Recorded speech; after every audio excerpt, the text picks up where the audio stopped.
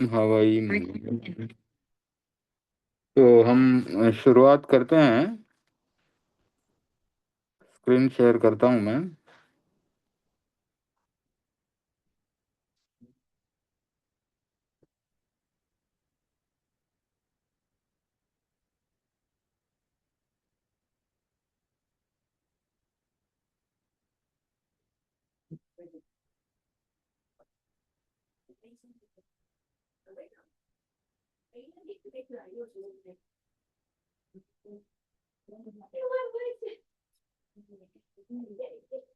हम्म,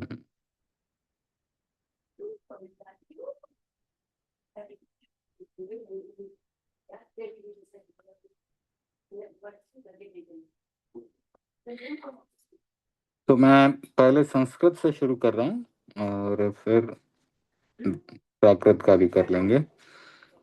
संस्कृत में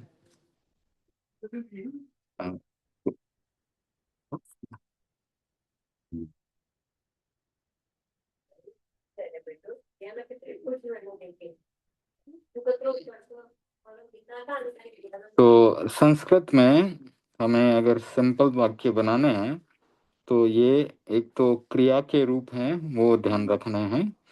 इसमें प्रथम पुरुष, मध्यम पुरुष और उत्तम पुरुष होता है।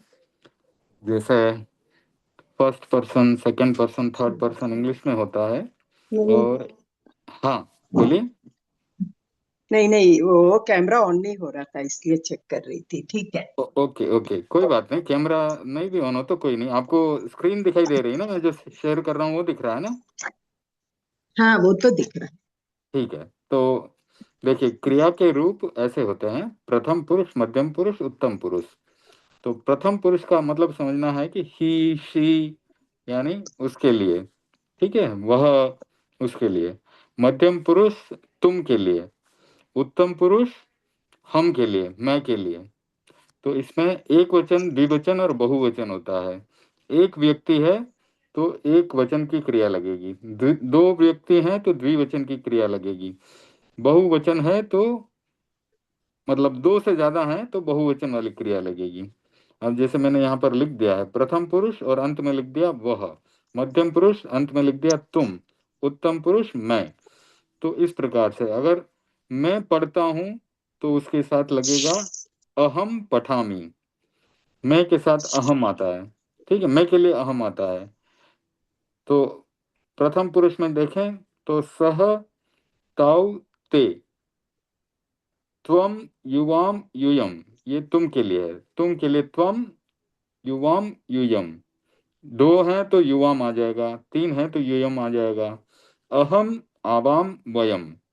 ठीक है, ये संस्कृत के आपका first chapter, second chapter, third chapter में ये सब आपको लिखे हुए मिल जाएंगे। ठीक है ना? तो है। जो संस्कृत का मैंने पीडीएफ भेजा है उसमें आपको ये मिलेंगे।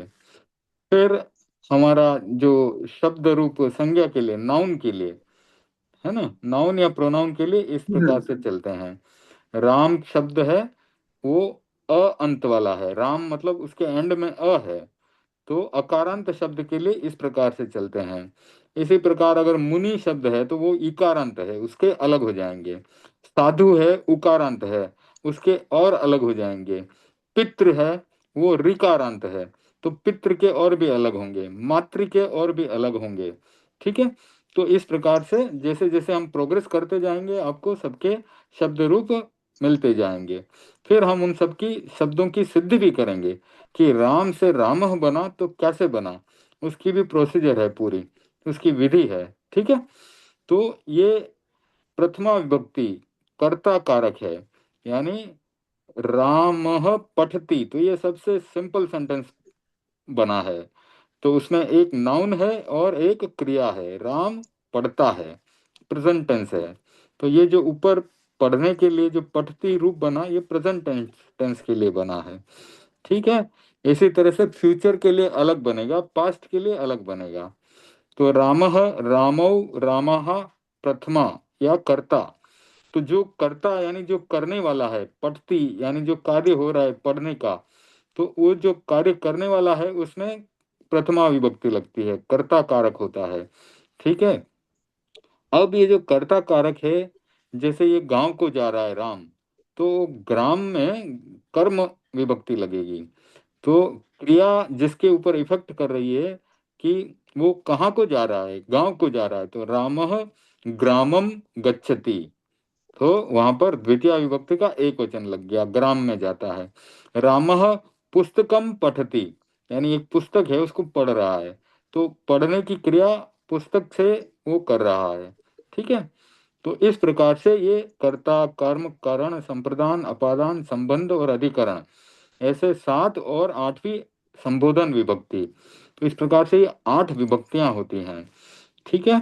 तो ये एक एक करके इनके उदाहरण हमने क्लास में किए थे, तो वो आपको लेक्चर्स में मिलेंगे। हर एक विभक्ति का हमने प्राकृत में भी किया था, और संस्कृत में शायद सबका किया कि नहीं किया, लेकिन कहीं न कहीं मैंने लिख के भेजा होगा, या जो है उसका भी आगे आगे ऐसे आते चले जाएगा। संस्कृत में बहुत डिटेल में एक एक विभक्ति का सूत्रों के साथ वर्णन है, वो भी हम करेंगे। ठीक है। मतलब कौन से शब्द जब वाक्य में आते हैं तो उसके कारण ये कारक विभक्ति की जगह कुछ थोड़ा चेंज हो जाता है। जैसे नमस्कार करने के लिए चतुर्थी विभक्ति आ जाती है। तो इस प्रकार से हर एक का, और जैसे समीप की बात करते हैं, निक्सा समया, ऐसे शब्द आने पर द्वितीय विभक्ति आ जाती है। तो इस प्रकार से रूल्स हैं, उनमें भी डिटेल में जाएंगे हम। अभी नॉर्मल रूल में देखेंगे तो कर्ता ने कर्म को करण से के द्वारा संप्रदान के लिए अपादान से अलग होने के अर्थ में संबंध काके की अधिकरण में और पर। और संबोधन तो आपको मालूम ही है, किसी को हम बोलते हैं कि हे राम तुम इधर आ जाओ, वो संबोधन है, उसको संबोधित कर रहे हैं हम, उसके नाम से बुला रहे हैं। ठीक है ना। ये दोनों चीजें क्लियर हो गई। हाँ। ओके। अब प्राकृत में क्या होता है कि प्राकृत में द्विवचन नहीं होता है। तो प्राकृत एकदम जनता की भाषा थी, जन भाषा थी, तो सिंप्लीफाइड लैंग्वेज थी, बहुत सरल थी। तो उसमें एक वचन और द्विवचन दो ही होते हैं। तो उसमें एक वचन में पढ़ई बनता है, द्विवचन में उसका सॉरी, एक वचन और बहुवचन ही होता है।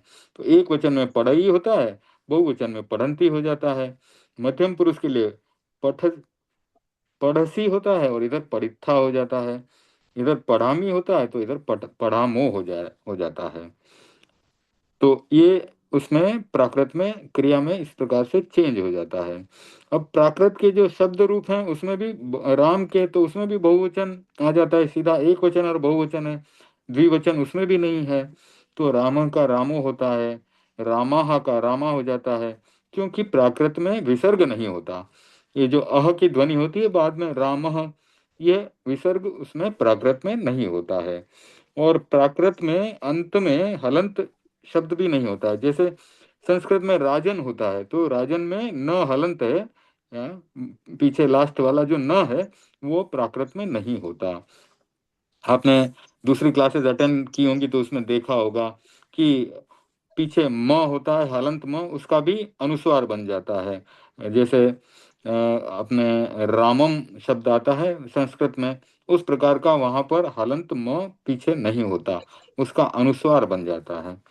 ठीक है, जैसे यहाँ पर हुआ है ना द्वितीय मतलब विभक्ति में। डॉट नहीं आते हैं, प्राकृत में डॉट नहीं रहता है ऊपर या साइड में नहीं दोनों। नहीं, ऊपर में होता है, ऊपर में जो डॉट है उसको अनुस्वार बोलते हैं। ये देखिए रामम में आया है ना यहाँ पर, रामम, हाँ तो तो अनुस्वार तो आता है, लेकिन ये पीछे जो दो डॉट है रामः विसर्ग, इसको विसर्ग बोलते हैं, ये नहीं आता है। ठीक है ना।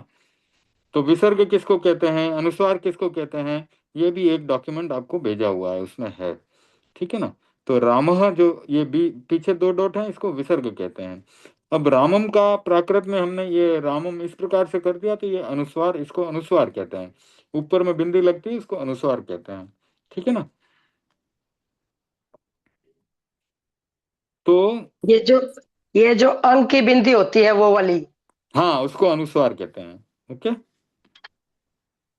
और ऊपर में जो चंद्राकार होता है वो अनुनासिक कहलाता है। ठीक है। तो ऐसे सिंबल्स हैं ये अलग अलग। तो ये अब देख लीजिए कि संस्कृत में ये बनता है, प्राकृत में ये बनता है। फिर हमने एक एक छोटे छोटे चैप्टर्स पढ़े हैं। तो संस्कृत के भी कुछ चैप्टर्स पढ़े, प्राकृत के भी कुछ चैप्टर्स पढ़े, उसमें ये विभक्तियों के उदाहरण हैं। तो आपको भी एक कोई चैप्टर लेकर के मैं एग्जाम्पल से समझाता हूँ, ठीक है ना। इसको क्लोज कर दूं, इसको, ये डॉक्यूमेंट को। हाँ सर। ठीक है। आपके साथ और कोई जुड़ा है कि आप ही हैं अकेले? 1 मिनट देख लेता हूँ मैं। नहीं, और एक जुड़े हुए हैं, अच्छा, सुशीला भाई। सुशीला जी जुड़े हैं, ओके ओके। सुशीला जी को संस्कृत अच्छे से किया हुआ है उन्होंने बचपन में, उनको प्राकृत करना है। हाँ, तो उनका मतलब सुशीला जी का वो रामो रामो वगैरह उनको याद है, पढ़ती पढ़ता पढ़ंती भी उनको याद है। चलिए शेयर करता हूँ मैं, स्क्रीन शेयर।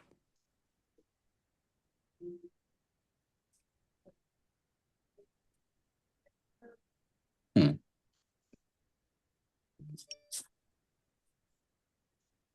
अब जो है मैं देखता हूँ क्या मुझे मिलता है डॉक्यूमेंट। प्राकृत का मिलता है तो प्राकृत ले लूंगा। हम्म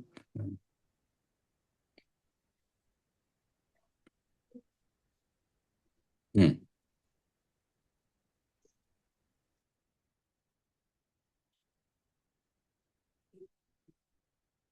ये देखिए सिंपल वाक्य रचना प्राकृत की, ठीक है।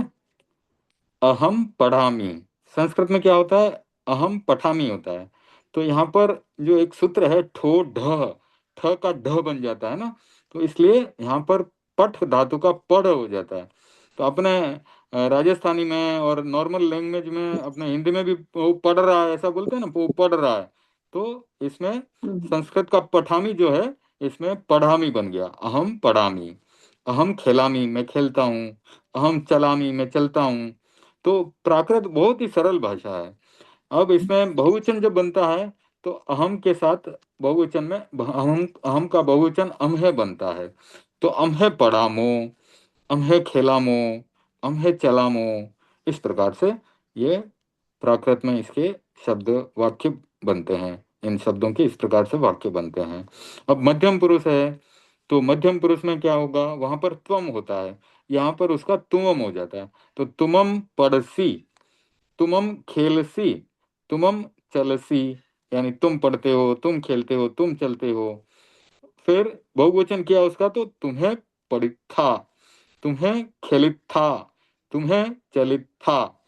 इस प्रकार से ये एकदम सरल सरल वाक्य हैं। तुम पढ़ते हो, फिर बहुवचन में तुम्हें पढ़िता हो के तुम सब पढ़ते हो, ऐसे हो जाता है। द्विवचन इसमें नहीं होता है प्राकृत में, ठीक है ना। अब अब ये देखें, सा पढ़ई स्त्रीलिंग है ना, तो सा हो गया, ठीक है, सा पढ़ई। मित्तम पढ़ई, बालो पढ़ई। सा पढ़ई मतलब वह पढ़ती है, मित्तम पढ़ई मतलब मित्र पढ़ता है, बालो पढ़ई मतलब बालक पढ़ता है। ताओ पढ़ंती, ये बहुवचन आ गया। ताओ यानी वे सब, पढ़ंती पढ़ती हैं, स्त्रीलिंग है ताओ, इसलिए वे सब पढ़ती हैं। मित्तानि पढ़ंती, मित्र पढ़ते हैं, ये भी बहुवचन का प्रयोग आया। बाला पढ़ंती, बालक पढ़ते हैं। तो बालक के लिए बहुवचन में बाला शब्द बना, जैसे राम का रामा बना था, उस तरह से बालक का बाला बना, बालक पढ़ते हैं। अब फिर है अहम, अहम पढ़ीय, ये भूतकाल का है। भूतकाल का चलो बाद में करेंगे, भूतकाल का अभी नहीं लेते हैं, एक बार प्रेजेंट टेंस का करते हैं। तो प्रेजेंट टेंस का ये हो गया, अहम तुमम और स और ते, ठीक है। फिर हम कारक के बारे में पढ़ते हैं, विभक्तियों के बारे में पढ़ते हैं। तो हाँ, इसमें है विभक्तियों के बारे में, देखिए, ठीक है। तो हमने प्रथमा विभक्ति के वाक्य बनाना सीखते हैं। कर्ता ने, बालक सीखता है, बालो सिक्खई, सीखता है, ये जो क्रिया है तो उसका सिक्खई रूप बना। बालआ सिक्खन्ति, ये बहुवचन का रूप बना, बालक सीखते हैं।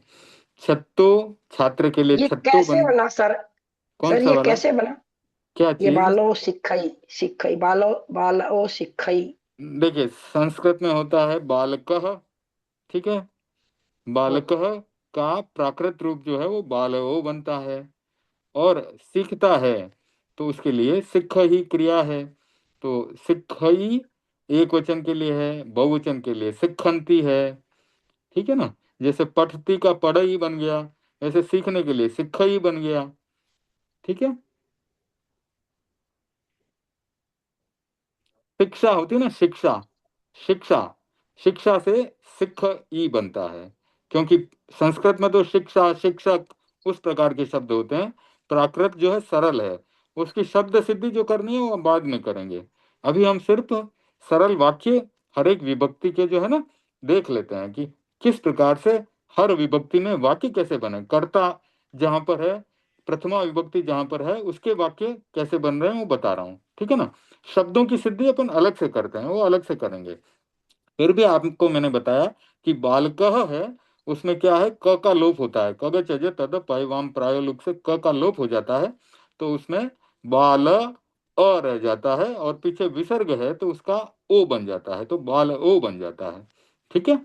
बालो सिखई, यानी एक तो करता है उसमें, जो नाउन हो सकता है या प्रोनाउन हो सकता है, इंग्लिश में कहें तो, हिंदी में कहें तो संज्ञा या सर्वनाम, और उसके साथ एक सिंपल सी क्रिया जुड़ी है कि वो क्या करता है, वो सीखता है, तो बालो सिखई।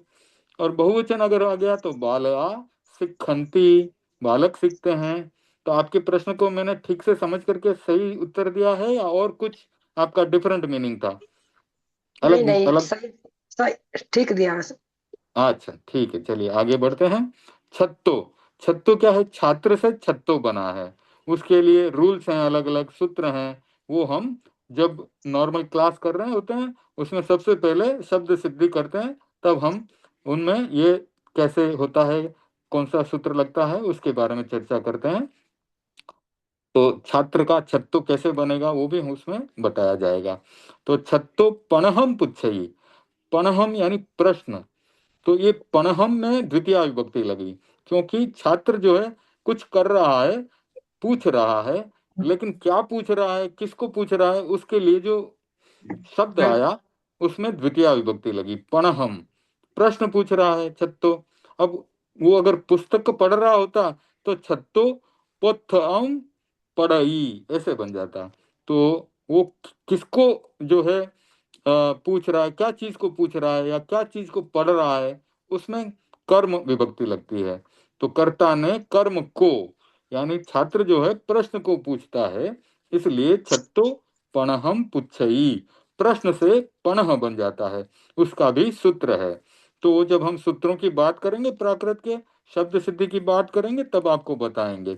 वैसे ऑलरेडी इसका लेक्चर हो चुका है, तो आप लेक्चर के उसमें जाएंगे ना, तो आपको इस प्रश्न का उत्तर मिल जाएगा कि प्रश्न का पण कैसे बना, उसका सूत्र होता है। वो सूत्र नंबर भी मैं आपको बता देता हूँ। प्रश्न का पण बना 15 नंबर सूत्र से। तो आप एक एक करके धीरे धीरे लेक्चर्स पढ़ेंगे ना, तभी आपको मिलेगा। तो अब कोई और उसमें प्रश्न अगर आए, आपको समझ में नहीं आए, तो आप पूछना, नहीं तो मेरे को एक्स्ट्रा क्लास का टाइम मिलेगा ना, तब मैं थोड़ा थोड़ा आपको अलग से भी बताते जाऊंगा। जैसे अभी बताया मैंने ना कि 15 नंबर का सूत्र इसमें लगा, तो प्रश्न से पणह बन गया वो, तो प्रश्नम का पणहम बन जाता है, छात्र का छत्तो बन जाता है, छात्र होता है संस्कृत में, उसका छत्तो हो जाता है। छत्तो पणहम पुच्छई, तो छात्र जो है प्रश्न को पूछता है। छत्ता बहुवचन का रूप हुआ छत्ता, पणहम पुच्छन्ति, तो छात्र जो है, बहुत सारे छात्र हैं वो प्रश्न पूछते हैं। सुधि उपदिशई, सुधि विद्वान के लिए, सुधि जिसका की, जिसकी बुद्धि बहुत तेज हो गई है, विद्वान है, पढ़ लिख करके विद्वान बन गया है, उसे सुधि कहते हैं। सुधि उपदिशई, यानी वो उपदेश दे रहा है, ठीक है। सुधीणो उपदिशन्ति, बहुवचन आया इधर, सुधीणो रूप बना उसका बहुवचन में, क्योंकि ये सुधि जो है इकारांत शब्द है, तो बहुवचन में सुधीणो बनता है। राम का रामा, रामा बनता है बहुवचन में, उसी प्रकार से सुधि का सुधीणो बन जाता है। तो इसका भी डॉक्यूमेंट आपको, हाँ, जो मतलब सुधि के कैसे रूप चलते हैं वो आपको अलग से भेज दूंगा मैं। सुधीणो उदिशन्ति, सुधीणो यानी विद्वान, उपदेश देते हैं, क्योंकि बहुवचन का प्रयोग हुआ यहाँ। कवि पत्तम लिखई, कवि पत्र लिखता है, तो कवि है शब्द है किसमें? संस्कृत में। उसका प्रथमा विभक्ति एक वचन में कवि बन जाता है। प्राकृत में कवि पत्तम लिहई, क्योंकि प्राकृत में विसर्ग नहीं आता, तो जो उसमें संस्कृत में कवि था यानी ह्रस्व ई और विसर्ग था, तो ह्रस्व ई और विसर्ग दोनों को मिलाकर के प्राकृत में दीर्घ ई बन जाता है, तो इसमें कवि का वी दीर्घ हुआ है। कवि पत्तम लिहई, यानी कवि जो है पत्रम, संस्कृत में पत्रम होता है, इसका प्राकृत में पत्तम हो जाता है, तो लिख रहा है क्या? कवि पत्र लिखता है। लिखती संस्कृत में होता है, यहाँ लिहई हो जाता है, क्योंकि ख जो है उसका ह बन जाता है। ख ग ठ द भाम, तो ख ग ठ और ध का और भ का ह बन जाता है प्राकृत में, इसलिए लिखती का लिहई हो गया इधर। और जो लिखती में त है उसका लोप हो जाता है। कग चज तद पैवाम प्राय लुक से उसका लोप कर देते हैं, तो ई शेष रह जाता है, इसलिए कवि पत्तम लिहई यानी कवि पत्र लिखता है। कविणो लिहंती यानी कवि लिखते हैं, बहुवचन का प्रयोग आया। बाला वढ़ई, बालिका बढ़ती है। वर्धमान होना, बढ़ना, वर्धमान एक भगवान महावीर का नाम है, वर्धमान का अर्थ है बढ़ना, तो ग्रोथ इंग्लिश में। तो बाला वढ़ई यानी बालिका बढ़ रही है, बढ़ती है। बालाओ वढ़ंती, बालिकाएं बढ़ रही हैं या बढ़ती हैं, बालिकाएं बढ़ती हैं, तो ये वर्तमान काल के प्रयोग हैं, बालिकाएं बढ़ती हैं। मा अच्छई, अर्चती से अच्छई रूप बना, तो माता पूजा करती है, यानी संस्कृत में भी अपने को पता होना चाहिए कि क्या शब्द है अर्चती, माता जो है अर्चना कर रही है, पूजा कर रही है। माओ अच्छंती, माताएं पूजा करती हैं। जुवई पैदिणम अच्छई, युवती प्रतिदिन पूजा करती है। अब यहाँ देखिए, प्रतिदिन से प्रतिदिनम संस्कृत का है, प्रतिदिनम से पैदिणम बन गया, तो यहाँ पर भी सूत्र लगते हैं। प्र में जो र था उसका लोप हुआ सर्वत्र लभ राम वंद्रे से। त में त का ती का जो त है वो लोप हो गया, कग चज तद पैवम प्राय लुक से। और न काणा बन गया नोणः सूत्र से। तो ये प्राकृत के सूत्र है ना, धीरे धीरे अपने को इस प्रकार से याद हो जाएंगे, और जब याद हो जाएंगे तो हमको संस्कृत से प्राकृत शब्द बनाने में आसानी हो जाएगी। फिर हम शब्द देखते ही मन में सोच लेंगे कि अच्छा ये तो इस तरह से बना था। अब युवती शब्द है उसका जुवई बना है, क्योंकि आदेर्य ज यानी शुरुआत के य का ज बन गया और त का लोप हो गया, तो युवती में से त का लोप होने से वहां ई रह गया, और आगे का ये था उसका ज बनने से जुवई बन गया, तो युवती का रूप बन गया जुवई। पई दिनम अच्छई, यानी जो युवती है वो प्रतिदिन पूजा करती है। ये प्रथमा विभक्ति चल रहा है अपना। जुबइयो पैदिणम अच्छन्ति, यानी युवतियां प्रतिदिन पूजा करती हैं। नई सणियम वहई, नदी धीरे धीरे बह रही है। नइयो सणियम वहंती, यानी नदियां धीरे बहती हैं। इमम नयरम अत्थि, यह एक नगर है, यह नगर है। अनयरम, तो ये नगरम से नयरम अनयरम बना है, तो इसमें जो है शुरुआत का अणा जो है न बनता है, उसके लिए एक अलग सूत्र आता है, और जो ग था उसका लोप हो गया, और उसके बाद जो अ बचा था उसका य बन गया, तो ग का तो कग चज तद पाय वाम प्रायो लुक से लोप कर दिया, और पीछे जो अ बचा उसका उसका अवर्णो ये श्रुति से यह बन गया। और आगे जो अणा है उसके लिए वादव करके एक सूत्र है, वो फिर से चेक करके बताऊंगा तो उसका। वैसे प्राकृत में व और ब ये दोनों एक तरह से एक ही माने जाते हैं, और न और अणा को भी एक तरह से एक ही मान लिया जाता है, तो न का अणा कर दिया जाता है, तो उसके लिए एक सूत्र तो है नो अणः, और एक सूत्र शायद वादो है। नो अणः से तो जो बीच में कहीं अगर न होता है तो उसका अणा करते हैं, जो शुरुआत में अणा है उसका शायद सूत्र वादो है, वो मैं चेक करके आपको बाद में बता दूंगा, क्लास में अपने जो ग्रुप में है उसमें डालूंगा उसको। वो सूत्र अभी मैंने पढ़ाया नहीं है, तो वो सूत्र मैं क्लास में अपने ग्रुप में डालूंगा। सर तो यह कौन से सूत्र से आया सर? हाँ, ये अवर्णो ये श्रुति से आता है। जब किसी क ग च ज आदि का लोप होता है ना, तो उसके बाद जो है ना, क ग च ज तद पय वाम प्राय लुक से लोप होने के बाद में अ बचा। ग जो था ना, नगर का ग, तो उसका पीछे हाँ। अ बचा, तो उसके आगे भी एक अ है, पीछे भी एक अ है। तो अब वहां अवर्णो यह श्रुति है, उस सूत्र से अ का य बन जाता है। तो इस प्रकार से वो अणायरण बन जाता है, नगर का अणाय र, इस तरह से बन जाता है। अवर्णो यह श्रुति है, ठीक है। तो ये लोप हो जाना मतलब वो निकल जाता है शब्द। हाँ हाँ हाँ, यस, लोप हो जाने का मतलब उसको वहां से हटा दिया हमने, निकाल दिया वहां से, ठीक है ना। हम्म। अब आगे है तम फलम अत्थि, यानी वह फल है। तो जो नपुंसक लिंग होते हैं ना, उनके लिए संस्कृत में प्रथमा विभक्ति द्वितीय विभक्ति सेम होती है, और उसका रूप इस प्रकार से चलता है, फलम फले फलानि, इस प्रकार से, ठीक है। तो यहाँ पर तम फलम अत्थि एक वचन के लिए, इसलिए वह फल है। और तानि फलानि संति, तो ये बहुवचन के लिए है, तो वे फल हैं। बहुवचन का ये बन गया, सेंटेंस वाक्य बन गया, ठीक है ना। अब द्वितीय विभक्ति के उदाहरण यहाँ आ रहे हैं। तो ते ममम पासंती, यानी पासंती का अर्थ है देखना, पासई पासंती, ठीक है। पश्यति से पासई, और पश्यंती से पासंती।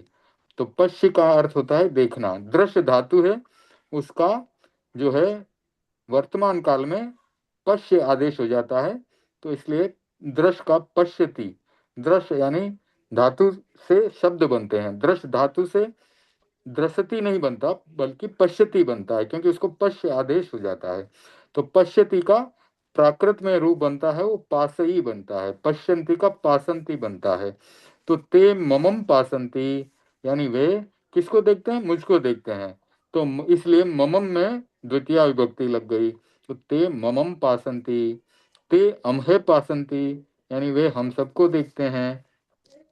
तुमम तम पुच्छसी, तुम उसको पूछते हो, तम हो गया वहां पर, त्वम जो है उसका तम हो जाता है, तुमम तम पुच्छसी, तुम उसको पूछते हो। तुमम ते पुच्छसी, तुम उन सबको पूछते हो। पियू बालम पालई, पिता बालक को पालता है। पियू बालआ पालई, पिता बालकों को पालता है, बहुवचन का रूप। भुवई अणरम बंदई, तो भूपति होता है, उसका भुवई हो गया, क्योंकि त का लोप हुआ, कग चज तद पैवाम प्राय लुक से, तो भूपति का भुवई हो गया। भूपति यानी जो पृथ्वी का पति है, यानी पृथ्वीपति, राजा के लिए भूपति पृथ्वीपति ऐसे शब्द प्रयोग में आते हैं। तो भुवई, और इधर है नरम, नरम का न का अण हो जाने से नरम हो गया, नरम यानी मनुष्य। तो भुवई नरम बंधई, बांधता है के लिए बंधई आया। तो भूपति जो है, राजा जो है, मनुष्य को बांधता है। भुवई अणरा बंधई, तो बहुवचन का प्रयोग हुआ, तो अणरम से अणरा बना, तो बहुवचन यानी वहां पर मनुष्यों के लिए प्रयोग आया। तो भूपति जो है मनुष्यों को बांधता है।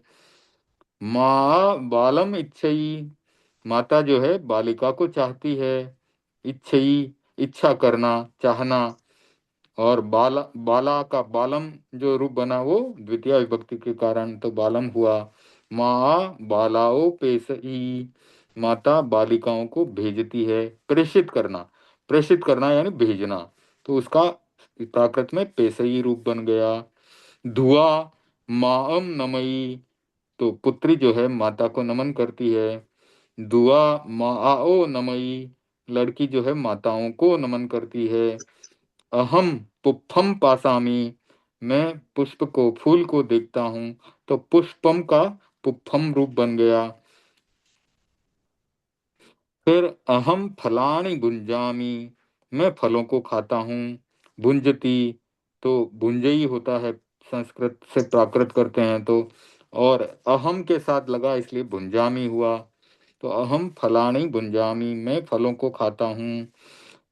सेट्ठी गरम गच्छई, तो एक संस्कृत में शब्द है श्रेष्ठी, श्रेष्ठी का प्राकृत में बन जाएगा सेट्ठी, तो सेट्ठी गरम गच्छई, श्रेष्ठी यानी कि सेठ, तो सेठ जो है घर को जाता है। सो गराणी पासई, वह घरों को देखता है। ठीक है, तो इस प्रकार से द्वितीय विभक्ति में कर्म को इस तरह से प्रयोग होता है ये शब्दों में, वाक्यों में। तृतीय विभक्ति के द्वारा, तो किसके द्वारा हो रहा है काम या किससे हो रहा है? अहम बालेन सह गच्छामि, तो सह के साथ भी तृतीय विभक्ति लग जाती है। तो मैं किसके साथ जा रहा हूँ? बालक के साथ जा रहा हूँ। अहम बालेन सह गच्छामि, तो ये बालेन जो रूप बना ये तृतीय विभक्ति का रूप है। अहम बाले ही सह गच्छामि, तो बहुवचन के लिए उसी का बाले ही बन जाता है, तो मैं बालकों के साथ जाता हूँ। तो ये मैं डॉक्यूमेंट आपको भेज दूंगा ताकि आपको पढ़ने में और वापस उसको सीखने में या रिवाइज करने में इजी हो जाएगा। तो इमम कज्जम छत्तेन इणिप्पन्नम होई, एक बहुत बड़ा वाक्य बना दिया ये। तो इमम का मतलब यह, कज्जम यानी कार्य, तो कज्जम कार्य को कर रहा है ना, इसलिए यहाँ पर द्वितीय विभक्ति लगी। और छत्तेन, तो ये कार्य छात्रों के द्वारा हो रहा है, तो छत्तेन में तृतीय विभक्ति लग गई। निप्पन्नम यानी निष्पन्नम, निष्पन्न, होई यानी होता है, तो यह कार्य छात्र के द्वारा संपन्न होता है या निष्पन्न होता है। फिर बहुवचन बनाया उसका, इमानी कज्जानी, तो दोनों में बहुवचन है। छत्ते ही, उसमें भी तृतीय विभक्ति का बहुवचन आया। निप्पणानी होंती, यानी ये सब कार्य जो हैं छात्रों के द्वारा निष्पन्न होते हैं।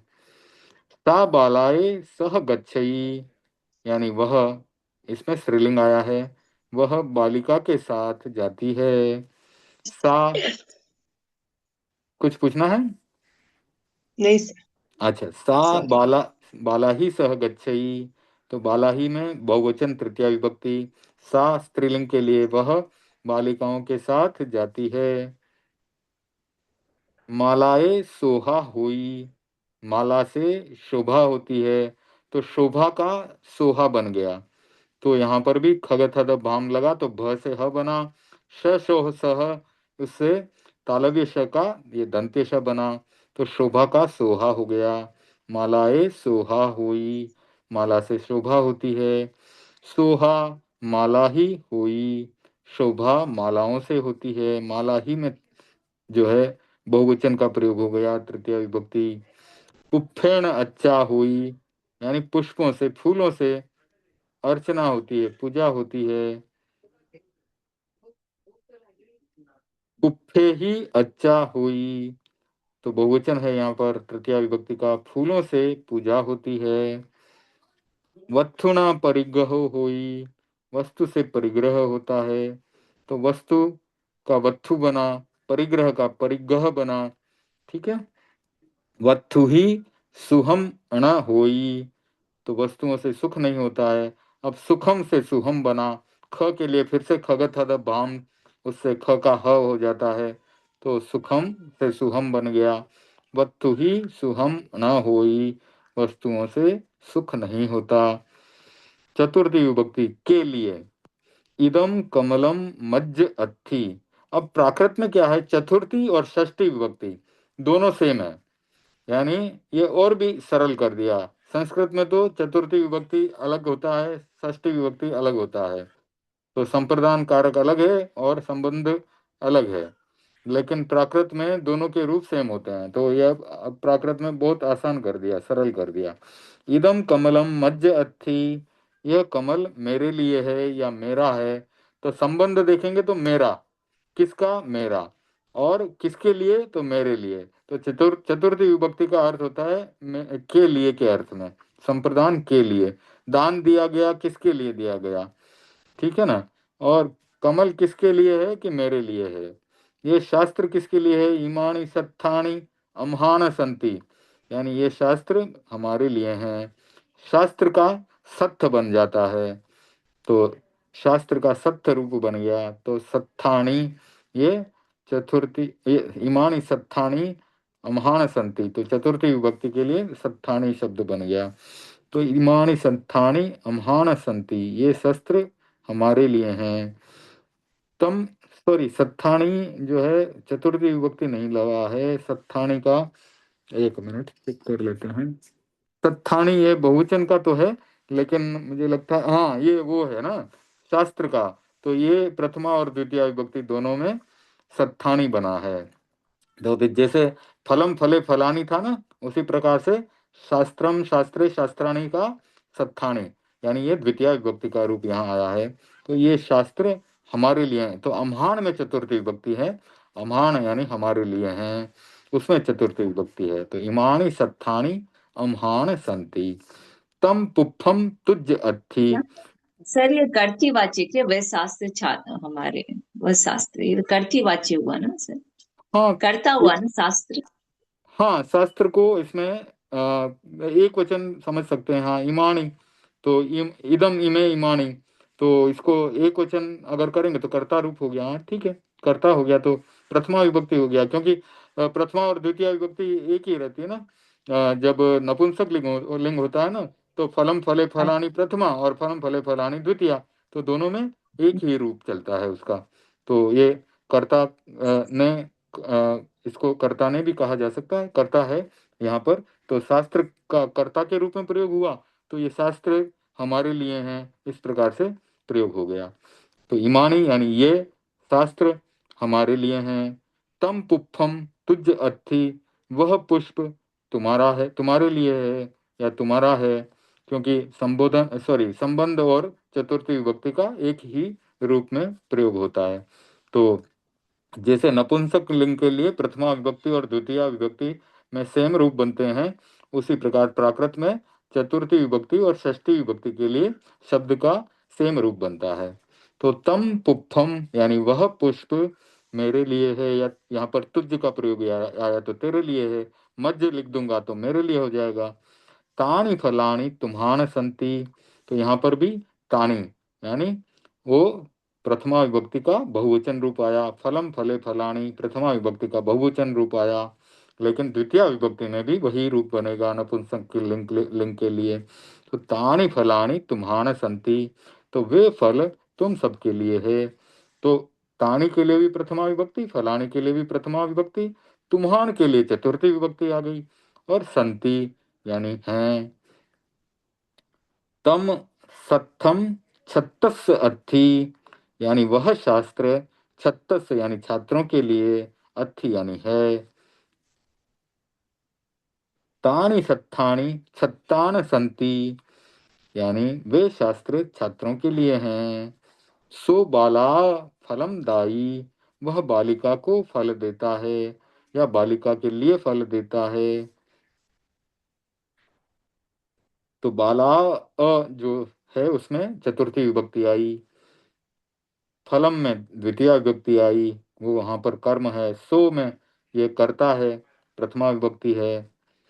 अहम बालान फलानी दामी, अहम यानी मैं, तो मैं करता हूँ, बालान यानी बालिकाओं के लिए, वहाँ चतुर्थी विभक्ति है। फलानी फलों को देता हूँ, वहाँ पर द्वितीय विभक्ति है। तो अहम बालान फलानी दामी, मैं बालिकाओं के लिए फल देता हूँ।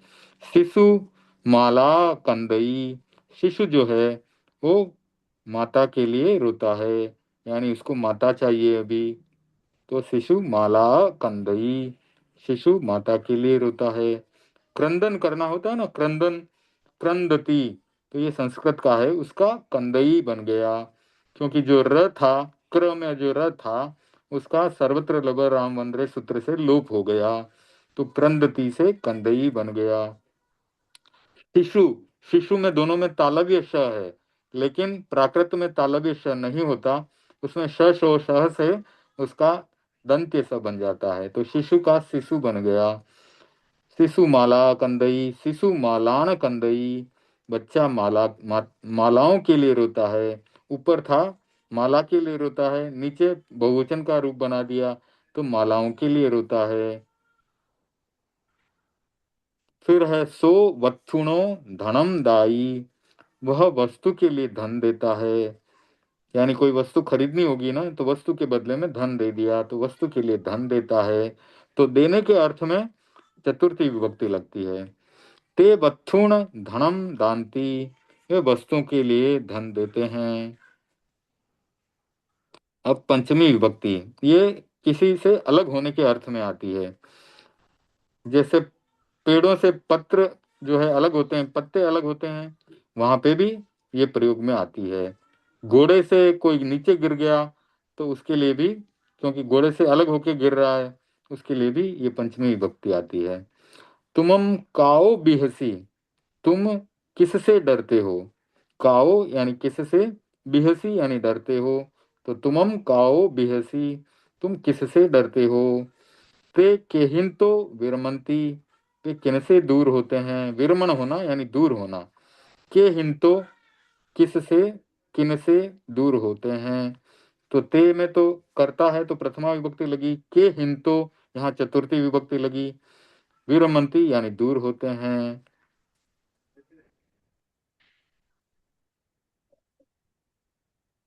तो सो ममाओ फलम गिणई, वह मेरे से फल ले रहा है, तो मेरे से अलग हो रहे हैं फल और उसके पास जा रहे हैं, तो ममाओ में चतुर्थी विभक्ति लगी। सो करता है तो उसमें प्रथमा विभक्ति लगी, फलम में द्वितीय विभक्ति लगी, गिणहई ग्रहण करने के अर्थ में, तो गिणहई उसका प्राकृत में रूप बना। सो अम्हा हिंतो विरमई, वे वह जो है हम सबसे दूर होता है, तो हम बहुवचन का प्रयोग हुआ अम्हा हिंतो। शिशो साहुत्तो पढ़ई, शिष्य जो है वो साधु से पढ़ता है, तो साहुत्तो में चतुर्थी विभक्ति लगी, सॉरी पंचमी विभक्ति लगी, अलग होने के अर्थ में। सीसा साहुहिंतो पढ़ंती, शिष्य साधुओं से पढ़ते हैं, तो साधु साधु से ज्ञान वो ले रहे हैं, साधु से ज्ञान जो है हमें मिल रहा है।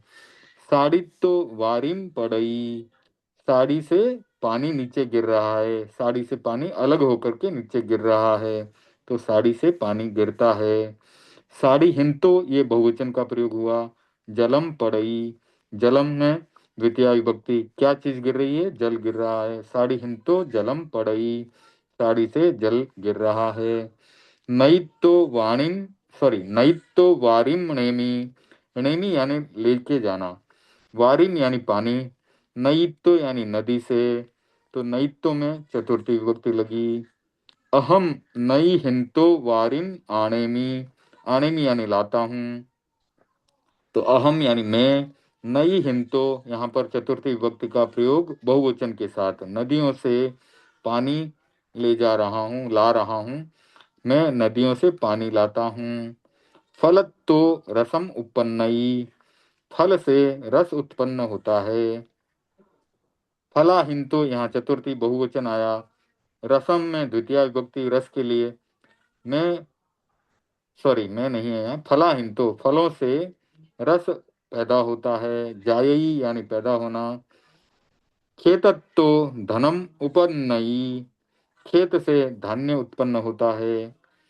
खेते हिंतो धनम उपन्नई, यहाँ बहुवचन का प्रयोग हुआ है, खेत, खेत यानी क्षेत्र, क्षेत्र से खेत बना, तो हमारे हिंदी में भी खेत शब्द का प्रयोग होता है, और संस्कृत में क्षेत्र, तो क्षेत्र से खेत बना।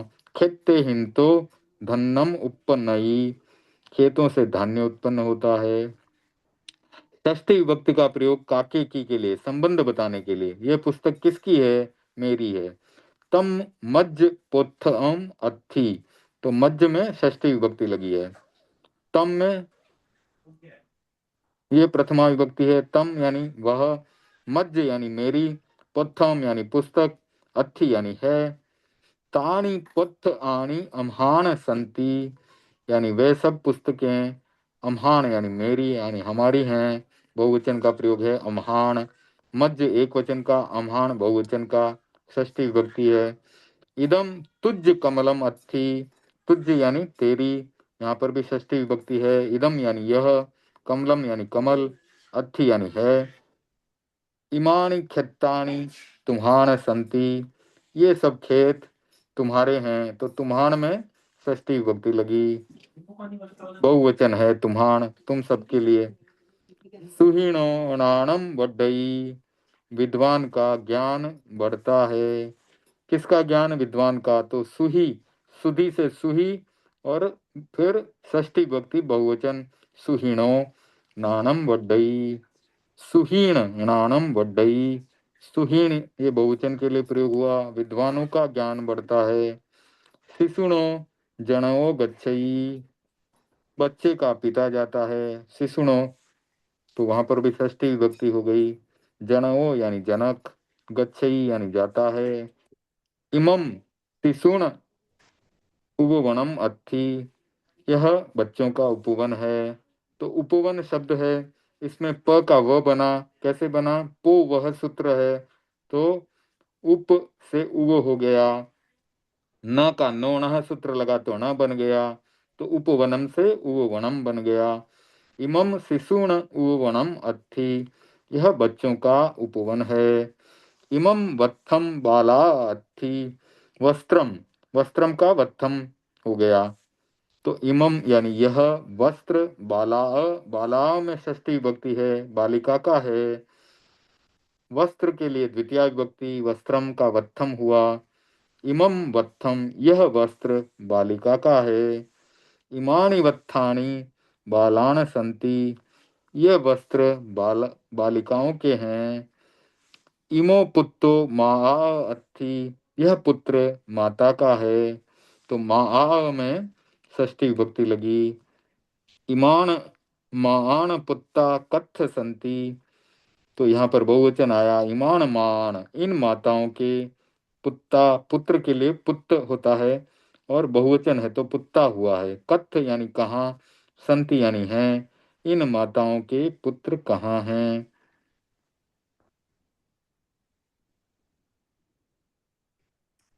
तो वत्थुणो वावारम करई, व्यापारम का वावारम बन गया।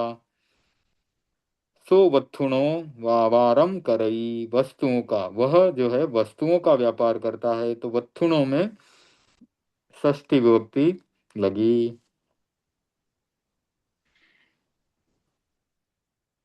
इमो वत्थुण आवणो अत्थि, आवणो यानी दुकान, वत्थुण यानी वस्तुओं की। तो वत्थुण में षष्ठी विभक्ति लगी यहाँ पर। तो यह वस्तुओं की दुकान है। इमा पुफ्फस ला अत्थि, ये फूलों की लता है। तो पुफ्फस में षष्ठी विभक्ति लगी, पुष्पों की लता है। इमा पुफ्फान ला अत्थि, पुफ्फान यानी बहुवचन लगा, फूलों की लता है, यह फूलों की लता है। तो इमा जो है वो स्त्रीलिंग के लिए आया, तो इमा बना। और इमम होता अगर पुल्लिंग के लिए होता तो। इमो, सॉरी, इमो होता पुल्लिंग के लिए, इमो यानी यह, और इमा यानी स्त्रीलिंग के लिए प्रयोग में आता है। अमहम्मी, सर वत, हाँ बोलिए। सर वत्थुना है इसका हम्म। वत्थु का, वत्थु का हाँ षष्ठी विभक्ति हाँ वत्थुना ही है खाली। हाँ, तो वस्तु के लिए वत्थुण बन गया। तो अणा, अणा हम्म जब पीछे लगता है ना, तो चतुर्थी हम्म। विभक्ति और षष्ठी विभक्ति बन जाता है। हाँ, तो ये वत्थुनो आपने बोला ना षष्ठी विभक्ति, सो वत्थुनो वाबारन करई। तो वो बहुवचन आ गया होगा ना। एक मिनट देखते हैं वत्थुणों का। ये इधर आया ना, वत्थुणो वत्थुन, वस्तु का व्यापार करता है, और वत्थुण, तो एक में एक वचन है, एक में बहुवचन है। वत्थुण के लिए वस्तुओं की दुकान है। वत्थुण जब बना तो बहुवचन के लिए बना, वत्थुणो जब बना तो एक वचन के लिए बना।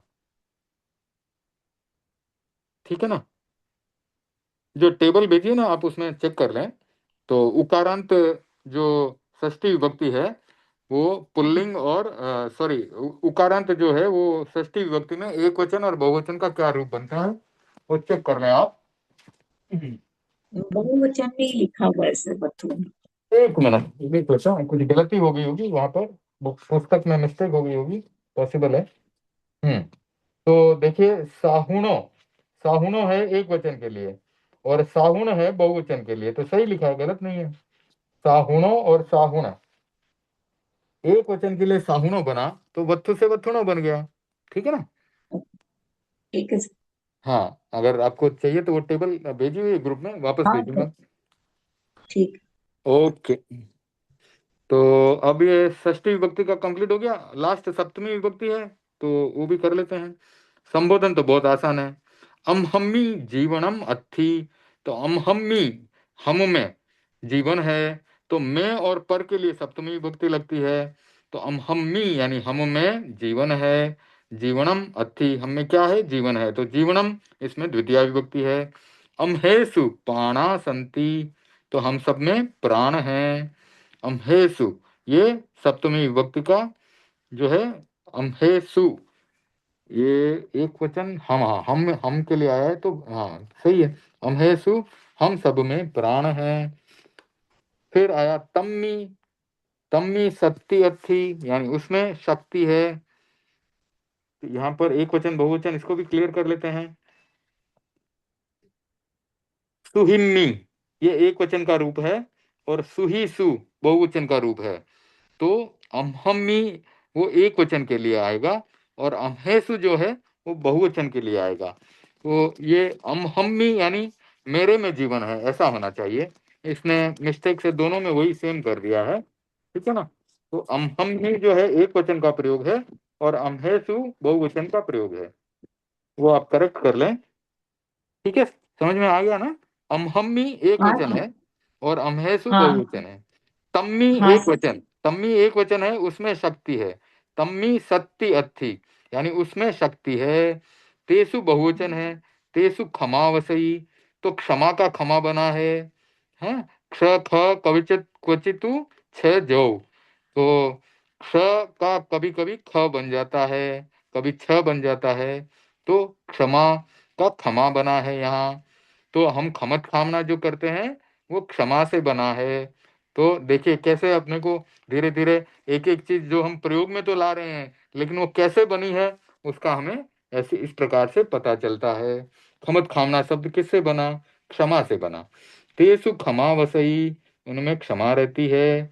बाले सत्यम अत्थि, बालक में सत्य है, तो बाले एक वचन का प्रयोग हुआ, और सप्तमी विभक्ति का प्रयोग हुआ। केसु बालयेसु सत्यम अत्थि, ये बहुवचन आ गया यहाँ पर। किन बालकों में सत्य है, तो बालक कहते हैं ना अपन, बालक भोले होते हैं, उनमें सत्य होता है। तो ये इस प्रकार से प्राकृत में इसका वाक्य बनता है। सी से विनयम अत्थि, शिष्य में विनय है, तो विनय से नोणः से अण बन गया, तो विनय ऐसे बन गया विनयम, या विनयम शब्द का विनयम बन गया। सी से सुनानम अत्थि, तो ज्ञानम से नानम बना है। इसमें सूत्र लगता है ज्ञ के लिए अण बनाने का सूत्र, नर्ग्यो अणः वो सूत्र है। तो वो अपने डॉक्यूमेंट में लिखा हुआ है, उसको रेफर कर लीजिए। सी से सुनानम अत्थि, नोणः से न का अण हुआ, और ज्ञ का अण बन गया, ज्ञानम से अणानम बन गया। सी से सु बहुवचन आया, सप्तमी विभक्ति का, शिष्यों में ज्ञान है। माए समर्पणम अत्थि, माता में समर्पण है, तो समर्पणम का समर्पणम बन गया, क्योंकि र का लोप हुआ और फिर प का द्वित्व हुआ। सर्वत्र लब राम वंद्रे से र का लोप किया, पीछे प बचा, तो अनादो शेषा देशी और द्वित्वम से उसका द्वित्व हुआ। इस प्रकार से समर्पण से समर्पण बन गया। माए समर्पणम अत्थि, माता में समर्पण है। सुनहासु विनयम हवई, सुनहा बहु के लिए, बहुओं में विनय होता है। जुबइये लायनम अत्थि, तो लावण्य से लायनम बना है। युवतियों में, युवती में सौंदर्य है।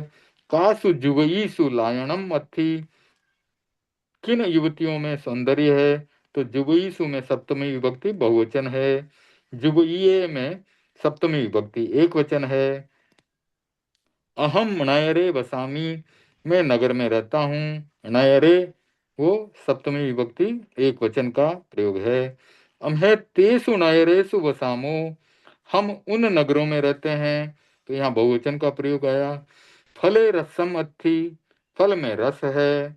इमेषु फलेषु रसम, इमेषु फलेषु रसम अनत्थि, इन फलों में रस नहीं है।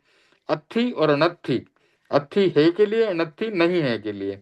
न का उसमें न को जोड़ दिया गया, नो नह से न का अणा बन गया, और अणा और अत्थी का संधि हो गया तो नत्थी बन गया।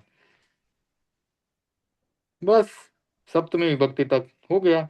और संबोधन में तो हे के साथ प्रथमा विभक्ति का, लगभग प्रथमा विभक्ति का होता है, लेकिन कभी कभी प्रथमा विभक्ति की जगह कुछ चेंज भी होता है। तो हे राम जो है, जैसे संस्कृत में रामः का संबोधन में राम हो जाता है, तो हे राम ऐसे पुकारते हैं हम, वो संबोधन कहलाता है।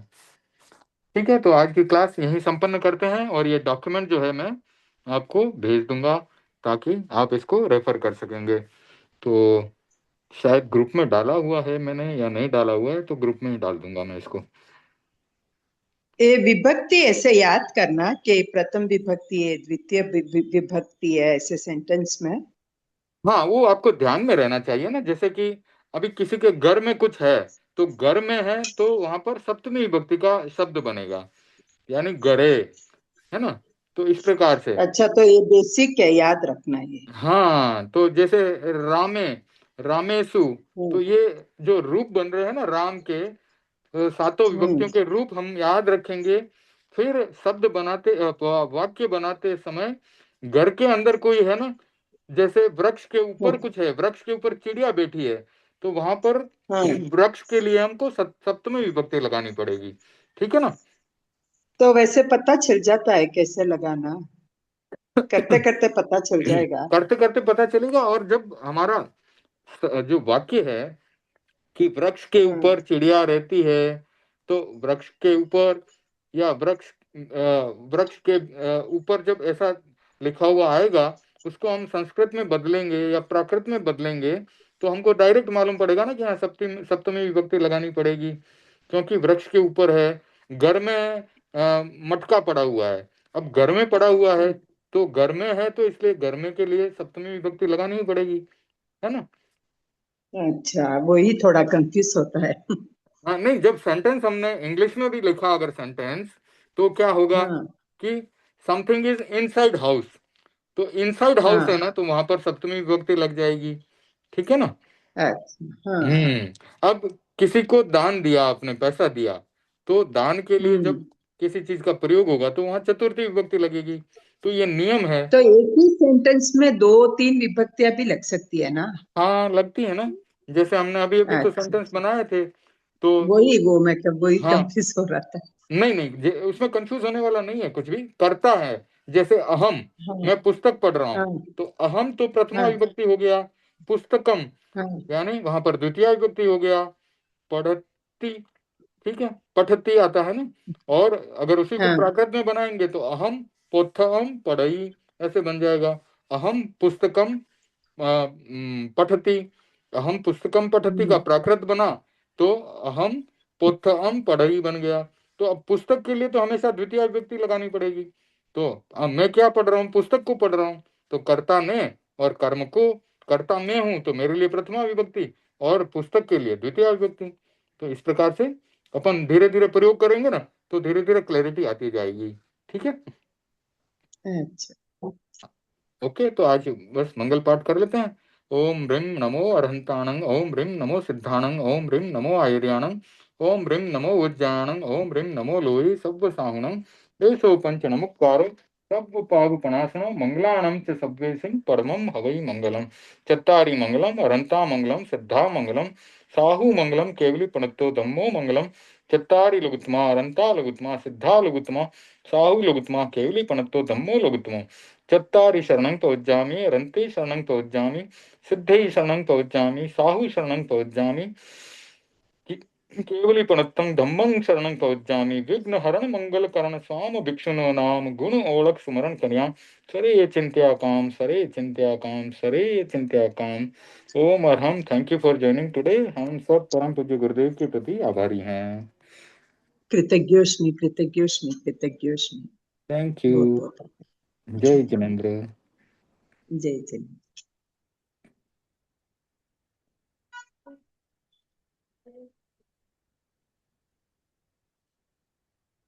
मीना जी, आपको आगे करना है कुछ, तो हाँ आप जुड़े रहें। सर आज मुझे पता नहीं चला, मैं तो जुड़ जाती, मैं तो फ्री बैठी थी। मुझे ओ पता अच्छा नहीं अच्छा। चला। ओके ओके, हाँ राइट राइट, कोई बात नहीं। तो और कुछ एडिशनली कुछ करना है तो आप बताएं। और टाइम है आपके पास तो, नहीं तो कोई बात नहीं, फिर हम कल कर लेंगे जो भी है। सर टाइम है मेरे पास, टाइम है ओके, सर। तो उसी को कल का देख। एक दिन रिवीजन करेंगे, परसों हाँ करना। हाँ हाँ हाँ, देख लेंगे। देख लेंगे जैसे आपको इसी टाइम जुड़ना रहेगा तो हम लोग वापस जुड़ लेंगे परसों। आप मेरे को एक मैसेज दे दीजिएगा रिमाइंडर। आज आपके वहाँ तो आज क्या हो गया है, सैटरडे हो गया ना, तो मंडे आज को। हमारे यहाँ सैटरडे। हाँ ठीक है, मंडे को कर सकते हैं थोड़ा वापस रिवीजन। रिवीजन तो जल्दी हो जाएगा, कोई दिक्कत नहीं है। कल ठीक है। छुट्टी है ना सर? हाँ कल हाँ जी। छुट्टी है क्या सर? हाँ संडे, कल हाँ? तो कल मेरा स्वाध्याय जैसा रहता है, मतलब वो सब जनरल हमारे मैं अजमान में रहता हूँ, दुबई में, दुबई के पास अजमान है। तो वहाँ उन उन लोगों के लिए स्वाध्याय का रहता है। तो उसमें क्या हल्की फुल्की चीज़ें प्राप्त, ये अपना 25 बोल है, और भगवान महावीर का भी साधना काल चल रहा है, तो उस प्रकार से हम हल्की फुल्की चीज़ों का स्वाध्याय करते हैं उसमें। Okay sir. ठीक है, तो अभी मैं डॉक्यूमेंट शेयर करता हूँ।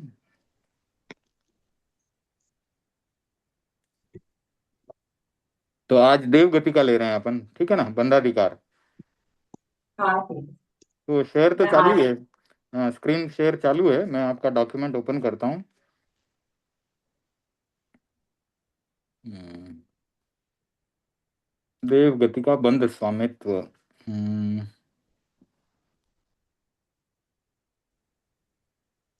3 मंथ। विसर्ग देव गति।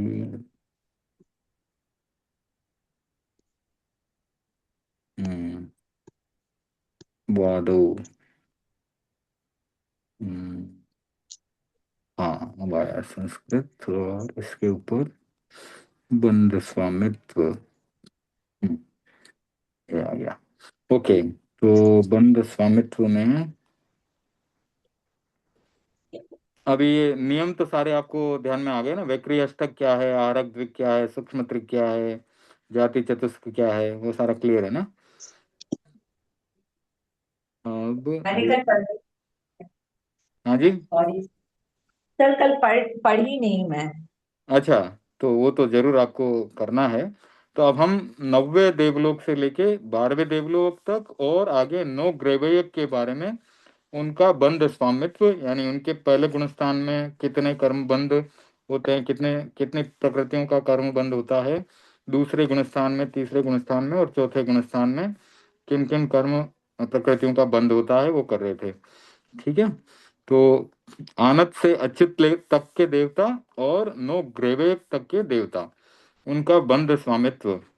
तो उनके लिए उन्होंने ओग में 23 कर्म प्रकृतियों का बंध नहीं होता है ऐसा बताया। तो 9वें आनत से 12वें अच्युत तक पर्यंत देवलोक और 9 ग्रैवय के देव तिर्यंच योग्य बंध के अभाव में उद्योत चतुष्क, यानी उद्योत नाम कर्म और तिर्यंच त्रिक, इन 4 प्रकृतियों के अतिरिक्त और अन्य सब प्रकृतियों को सनत कुमार के देवों के समान मानते हैं। तो सनत कुमार की 19 प्रकृतियां और 4 ये और जुड़ गई उसमें। ठीक है, तो सनत कुमार तक के देवलोक में ये 19 प्रकृतियां ये थी। 8 तो विक्री अष्टक, 2 आहरक द्विक, 4 स्थावर चतुष्क। स्थावर चतुष्क का कल हमने क्लियर किया था कौन कौन से थे वो। और 4 प्रथम जाति, एकेंद्रिय द्विंद्रिय त्रिंद्रिय चतुरंद्रिय जाति और आतप नाम कर्म।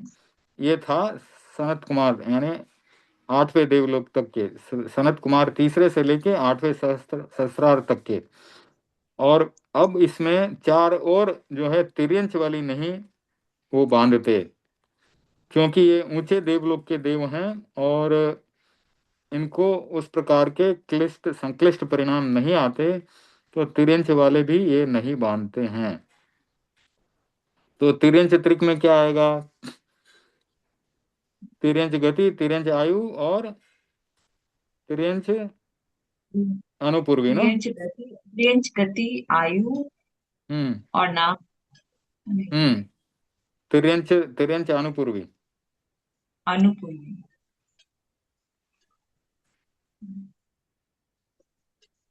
तिर्यंच आयुष्य भी आ रहा है उसमें, एक मिनट चेक कर लेते हैं। तिर्यंच, हाँ, त्रिक में क्या आता है वो एक बार चेक देख लेते हैं ना।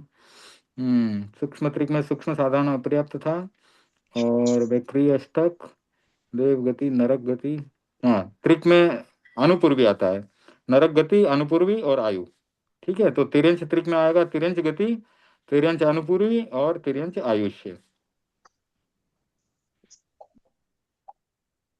तो ये तीन उसमें नहीं बंधते, इसलिए वहां पर 19 से 23 हो रहा है, और एक उद्योत भी नहीं होता। ठीक है ना। तो यहाँ पर तिर्यंच त्रिक यानी और तिर्यंच गति, तिर्यंच आयुष्य और तिर्यंच अनुपूर्वी और उद्योत, ये चार जो है और नहीं बनती, इसके कारण 23 माइनस हो गया इधर, तो ओग में 97 हो गया। 120 में से 23 माइनस कर दिए, 23 कर्म प्रकृतियां माइनस करने से ओग में 97। और फिर एक तीर्थंकर नाम कर्म पहले गुणस्थान में अबंध होता है, इसलिए वहां पर 96 हो गया। ठीक है, ऊपर की टेबल से सर, आप।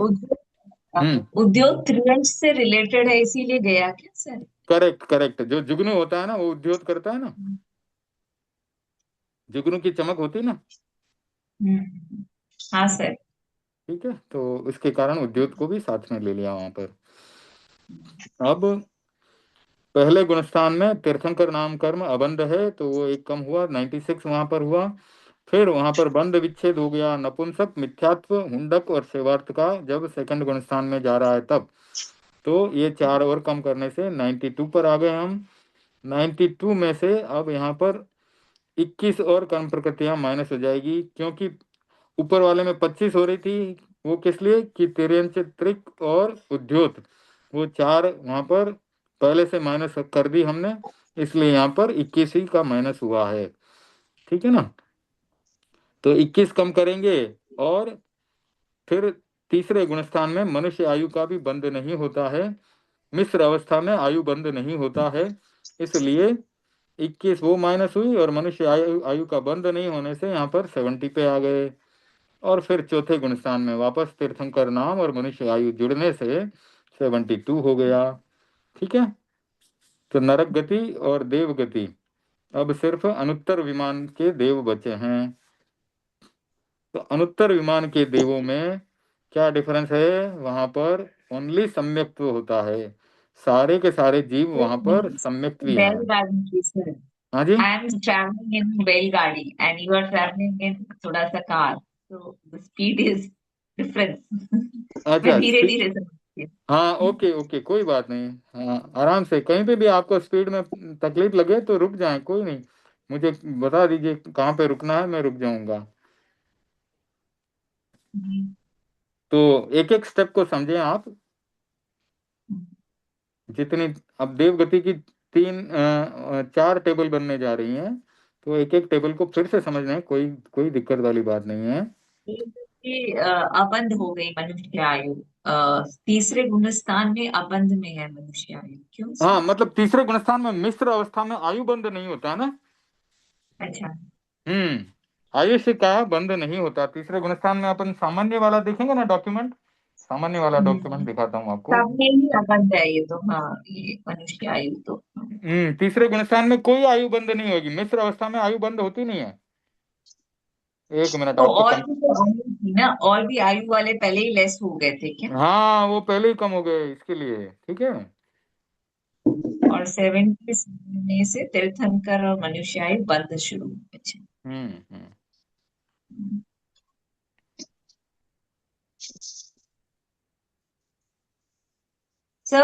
सब में तीर्थंकर नाम और मनुष्य आयु, या अगर शुरू होंगे तो वो चौथे गुणस्थान में ही शुरू होंगे। हाँ समय। हाँ, मनुष्य आयु का बंध फिर चौथे गुण से सम्यक्त ही होता है ना, इसलिए। ठीक है सर। अब अनुत्तर विमान के देवों का अनुत्तर विमान का तो बहुत ही आसान है, क्योंकि वहां पर सब सम्यक्त्री होते हैं, तो पहला दूसरा तीसरा गुणस्थान नहीं आएगा। ठीक है ना। अच्छा, सब हम्म। सम्यक उत्तर विमान हाँ वाले। हाँ। और वो बंद योग्य उत्तर प्रकृति 72 -48 कर दिया। डायरेक्ट सीधे ही 48 माइनस करके 72 लेके आ गए उधर। हाँ, सारी अबंदी है हम्म मैक्सिमम। हम्म। क्योंकि सम्यक ही है, चौथा गुणस्थान ही है उसके, पहला दूसरा तीसरा आता ही नहीं है उनको, है ना। कितना अच्छा है ना। अनुत्तर विमान में पहुंच गए तो फिर तो अगले भाव में तो मोक्ष ही है। हाँ सर। ठीक है, लेकिन उसकी इच्छा नहीं करनी है। इच्छा मोक्ष की कर सकते हैं सिर्फ।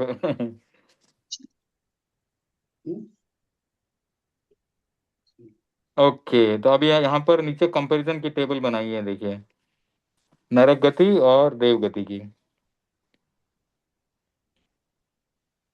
तो जब हमको जितनी जितनी क्लैरिटी होती जाएगी ना, तो फिर अपन सिर्फ ये टेबल देखेंगे तो अपने को सारा हो जाएगा, पूरा नरक गति देव गति पूरा आ जाएगा।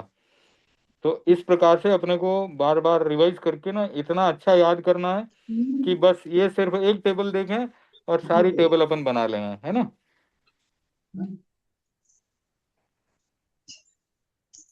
हाँ सर। तो आगे बढ़े। हाँ सर। अभी मनुष्य गति और तिर्यंच गति। तो मनुष्य गति में लब्धि अपर्याप्त मनुष्य और तिर्यंच का बंधे स्वामित्व दिया है। लब्धि अपर्याप्त मनुष्य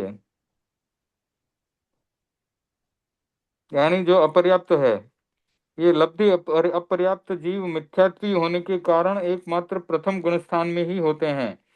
अतः ये 120 में से 11 प्रकृतियों को नहीं बांधते। वक्री अष्टक तीर्थंकर नाम कर्म आहारक द्विक। वक्री अष्टक तो वो देवता और नारक से संबंधित हो गया। तीर्थंकर नाम कर्म नहीं बांधेंगे, पहला गुणस्थान है। और आहारक द्विक नहीं बांध सकते, आहारक द्विक का बंध जो है छठे गुणस्थान में होता है। तो इन 11 प्रकृतियों का बंध नहीं होने से ओग में हुआ 109, और पहले गुणस्थान में भी 109। ठीक है। मतलब अपर्याप्त मनुष्य, वो कल भी शायद उन्होंने कहा, यही कहा था शायद, सूक्ष्म हम्म। अपर्याप्त जीव नरक गति नहीं बांधता। अपर्याप्त जीव जो है। हाँ, और देव ऐसा गति में, शायद। नरक गति में भी नहीं जाएगा, देव गति में भी नहीं जाएगा। हाँ। और ये लब्धि अपर्याप्त है, यानी ये कभी पर्याप्त होने वाला नहीं है। यानी अपर्याप्त अवस्था में ही मर जाएगा, पहले गुणस्थान में ही मर जाएगा, तो इसके लिए दूसरा गुणस्थान भी नहीं आता है। कारण अपर्याप्त ऐसे जीव जो भविष्य में पर्याप्त होंगे निश्चित रूप से, और लब्धि अपर्याप्त ऐसे जीव हैं जो पर्याप्त होंगे ही नहीं। ठीक है ना।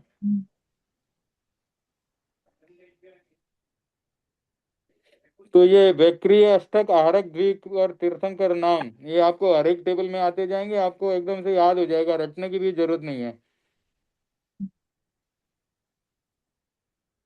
नहीं, कल क्या बता रहे थे, गर्भज जीव है ना, वो हम्म नरक का बीज के बांध सकता है। हम्म तो लब्धि के द्वारा क्या वैक्रिय समुद्घात करता है, ऐसा कल समनी जी का प्रवचन थोड़ा रात में सुन रही थी, तो हम्म। उसमें था। तो वो तो लब्धि पर्याप्त हो गया, और हम्म। है ना, और ये हाँ, क्योंकि अपर्याप्त। ये अपर्याप्त की बात हो रही है, लब्धि पर्याप्त। गर्भज जीव जो है वो पर्याप्त है और संगी भी है। ठीक है ना। ठीक, हाँ, वो संगी का बोल रहे थे, असंगी जीव का कह रहे थे कि वो नरक का आयुष्य नहीं पाता, हाँ, असंगी का नहीं। असंगी तो अलग हो गया ना फिर। पता नहीं, असंगी ऐसा ही सुना मैंने। हाँ, असंगी सुना होगा, असंगी सुना होगा। आएगा, आपने भी आएगा, इसी टेबल में आएगा, आगे आएगा। संगी असंगी दोनों आएंगे, चर्चा करेंगे उसकी भी। तो अभी लब्धि अपर्याप्त का अर्थ यही है कि वो पर्याप्त नहीं बनेगा। गर्भज जीव तो पर्याप्त हो गया ना, वो तो करण अपर्याप्त तो बोल सकते हैं, पर लब्धि अपर्याप्त नहीं बोल सकते। गर्भज को वो तो पर्याप्ति प्राप्त करता है ना। संगी भी है, वो गर्भज है तो संगी है।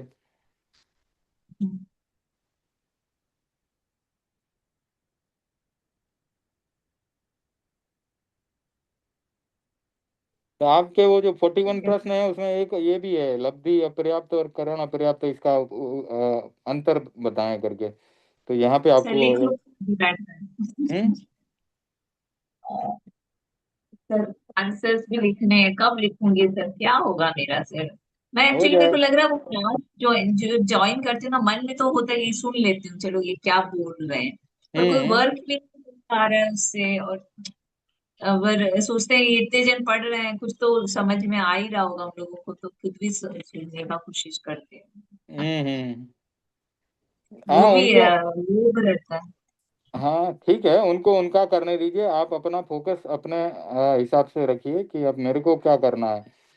तो अभी आपको जो जो चीज, आपको खुद का टाइम टेबल और खुद का प्लान अपने हिसाब से बनाना पड़ेगा ना। हर एक की क्षमता और रिक्वायरमेंट अलग अलग होते हैं, कैपेसिटी और रिक्वायरमेंट सबकी अलग अलग है।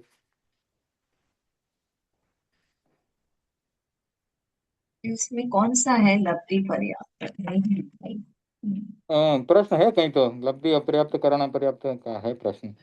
अब मैं वो खोलूंगा, आपका आपका ही भेजा हुआ है। कोई बात नहीं, आप आराम से बाद में कर लेना ना, अभी आपको इंडिकेशन मिल गया कि यहाँ पर लिखा हुआ है इसका आंसर।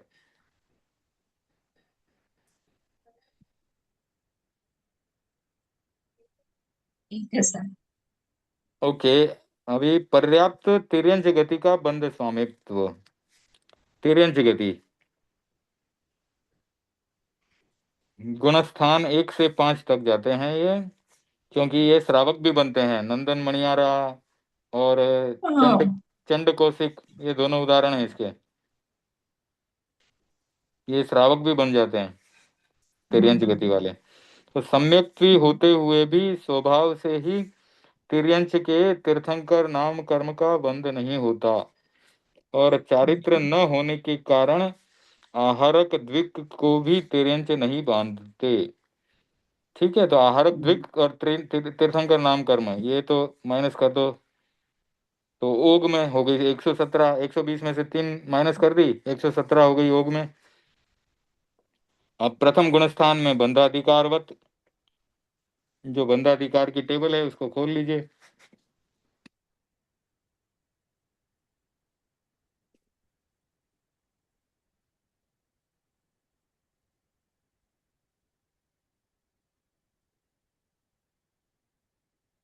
स्थूल प्रकृतियों का बंध विच्छेद, तो इसी में बता रहे हैं, पहले गुणस्थान के एंड में हो जाती है जब।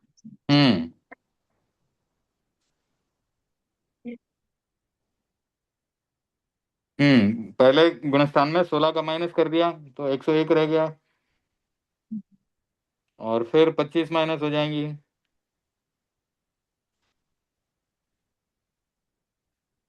तीसरे गुणस्थान में 69 का बंद करते हैं, क्योंकि 25 तो वे, और फिर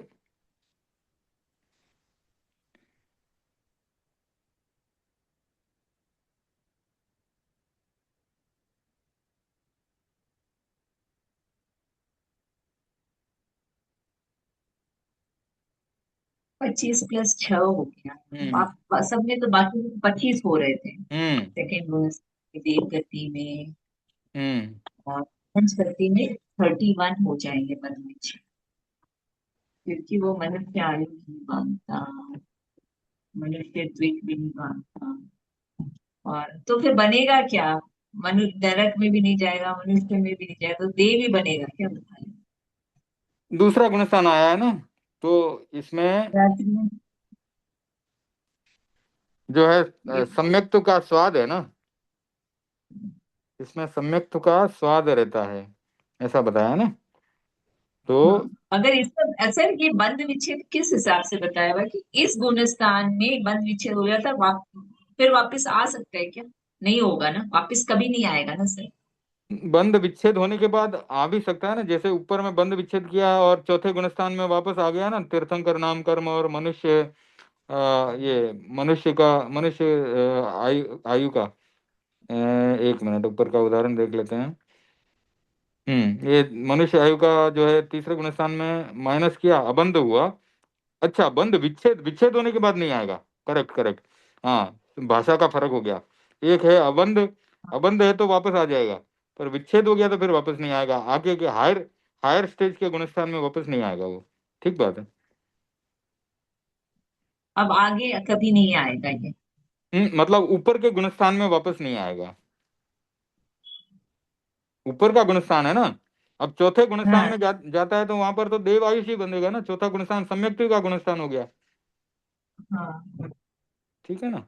तो दूसरे हाँ। गुणस्थान में मनुष्य आयु का इन्होंने विच्छेद कर दिया। तो यहाँ पर एक्सप्लेनेशन में लिखा होगा ना कि दूसरे गुणस्थान में उन्होंने क्या क्या किया है। हाँ, यहाँ पर लिखा है ना, छह प्रयुक्त। क्योंकि मनुष्य और तिर्यंच के पहले और दूसरे गुणस्थान तक ही मनुष्य गति प्रायोग्य प्रकृतियों का बंध होता है। इससे आगे मनुष्य और तिर्यंच के जीव केवल देव गति प्रायोगिक का ही बंद करते हैं। तो जो तिर्यंच और मनुष्य हैं वे इस गुणस्थान से ऊपर जाएंगे तो सिर्फ देव गति का बंद करेंगे। ठीक है ना। अच्छा, हम्म। मनुष्य को भी ले लिया क्या पर्याप्त हाँ हाँ, स्थिति? मनुष्य भी जो है दूसरे गुणस्थान के ऊपर चले जाता है तो फिर देव आयुष्य का ही बंद करता है।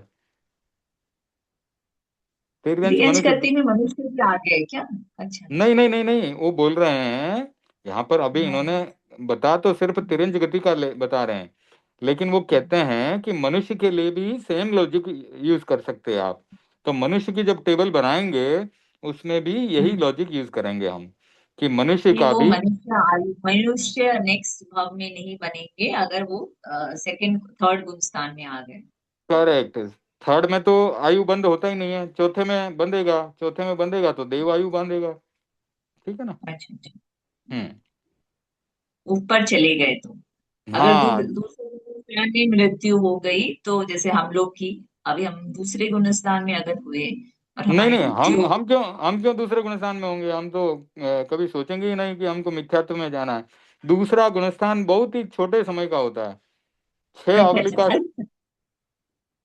6 आवली का होता है। ठीक है हाँ, सर। वो आप जरा वेरीफाई कर लेना, वो बहुत ही कम समय का होता है दूसरा गुणस्थान। तो वो जब मिथ्यात्वी बनने मतलब सम्यक्त्वी से मिथ्यात्वी बनने जा रहा होता है उस टाइम कुछ थोड़े से समय के लिए होता है। तो वो तो हम क्यों सोचे हमारे आए, हम तो सोचे हम तो सम्यक्त्वी है ना। नहीं, जो व्यवहार। मनुष्य बनते हैं हम लोग, जो भी इतने बच्चे मतलब मनुष्य बनते हैं, हम्म। वो मतलब तीसरा चौथा गुण स्थान उनका आता ही नहीं उन त्रियंचों का, मतलब अगर वो मरकर बने तो। हाँ हाँ हाँ, वो मिथ्यात्व अवस्था में जैसे मनुष्य भी है ना, तो उसका आयु बंध अगर मिथ्यात्व अवस्था में हुआ तो ही वो वापस से मनुष्य बनेगा। आप भगवान महावीर के भव पढ़ेंगे उसमें आता है, एक भव में मनुष्य के बाद वापस मनुष्य बने वो। तो वो वहां पर लिखते हैं कि ये कुछ एक आश्चर्यजनक घटना है, या फिर उस समय पे मिथ्यात्व आया होगा उनके, हो सकता है थोड़े समय के लिए, पर पता नहीं, वो एक रिसर्च का विषय है। तो तो दूसरे मनुष्य होता है कि इसने मनुष्य के बाद फिर वापस जन्म ले लिया, तो उसका मतलब वो लोग मनुष्य के बाद मनुष्य जन्म नहीं होना चाहिए क्या ऐसा? सम्यक्त्वी मतलब तो नहीं ऐसे होना। अगर सम्यक मतलब वो सम्यक मनुष्य की गर्दन में होगा तो ही मनुष्य जन्म बांधेगा। हाँ, मिथ्यात्व अवस्था में मनुष्य का बांध सकता है, सम्यक्त्वी अवस्था में तो देव आयुष ही बांधेगा। ठीक है ना। अच्छा ठीक। हम्म।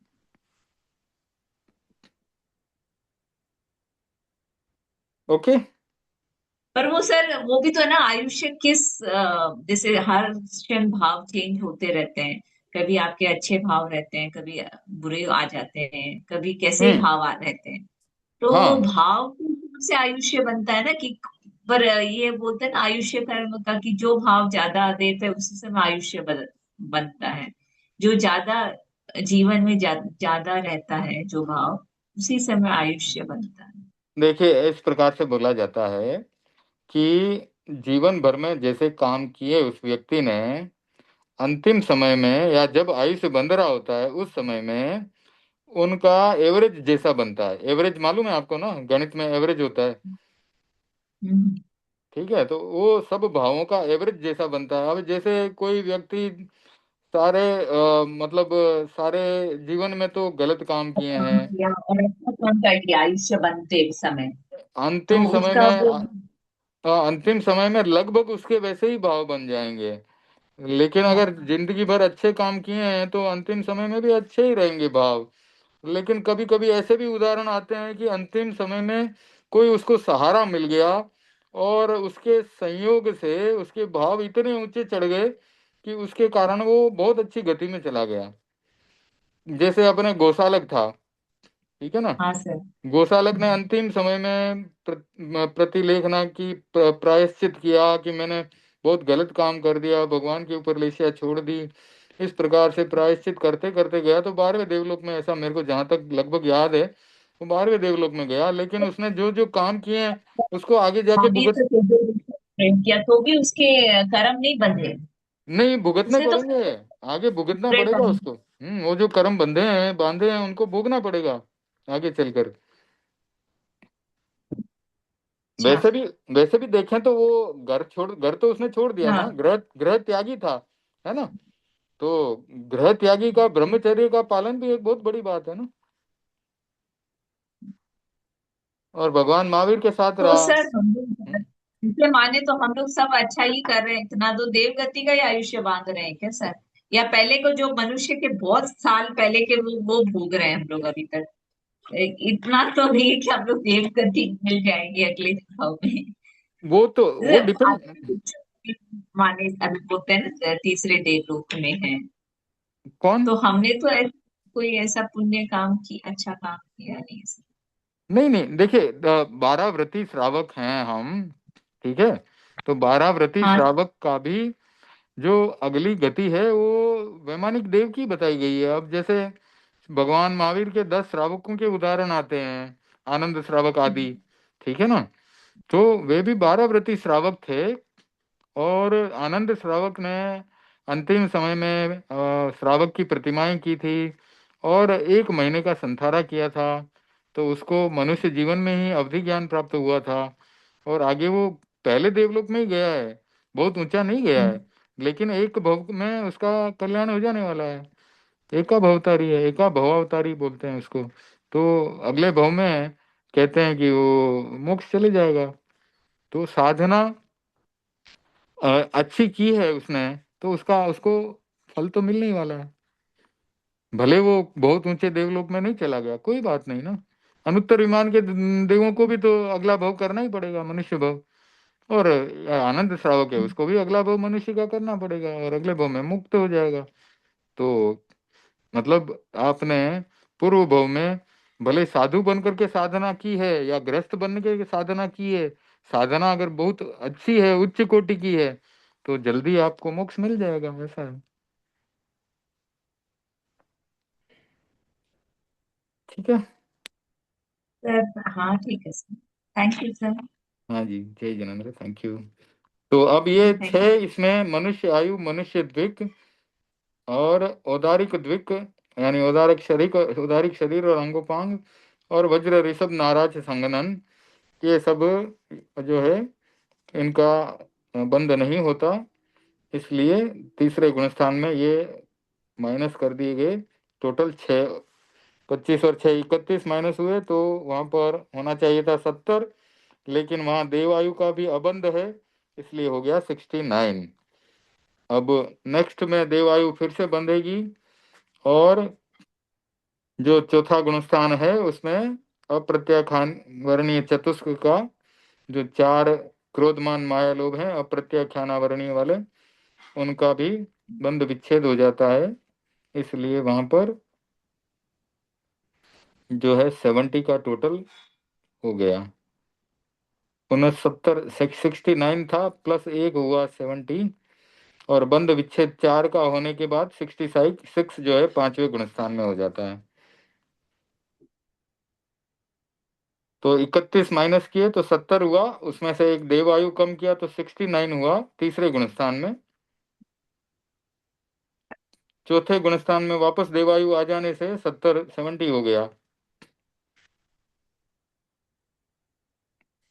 और 4 का बंध विच्छेद हो जाता है। वो 5वें गुणस्थान में जाने पर कौन सा? अप्रत्याख्यानी क्रोधमान माया लोभ का। हम्म। तो 5वें में 66 हो जाता है।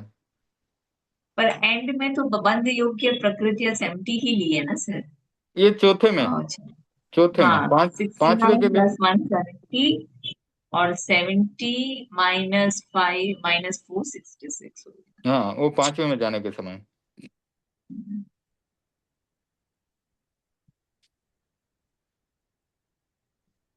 बंद विच्छेद पहले हो जाएगा। बंद विच्छेद अंतिम समय में होगा ना, चौथे गुणस्थान के अंतिम समय में। अच्छा ठीक है सर। पांचवा गुणस्थान आएगा कब? जब ये चार का हाँ बंद बंद विच्छेद होगा तो ही आएगा पांचवा। और वो बंद हाँ विच्छेद हाँ। होगा कब? अंतिम समय में होगा। और जैसे ही उनका अच्छा बंद विच्छेद हुआ, पांचवा आ गया। ठीक है। अच्छा अच्छा। हाँ हम्म। सर।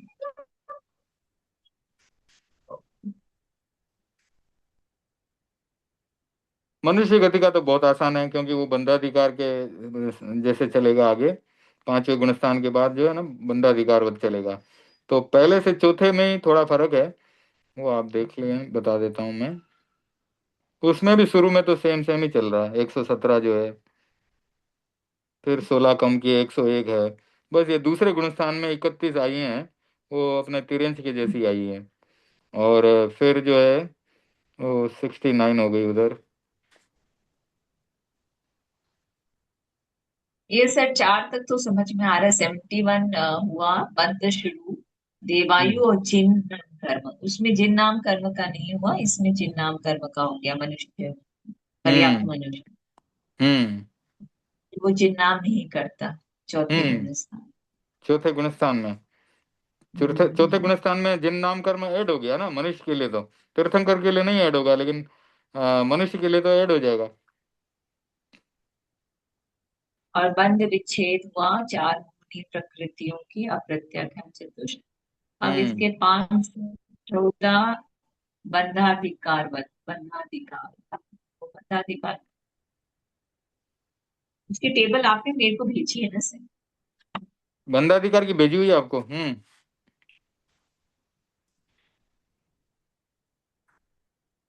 मैं खोलूं कैसे? हाँ, देख लीजिए। या आप आपको आपको कंफर्म करना है तो देख लीजिए ना, खोल लीजिए।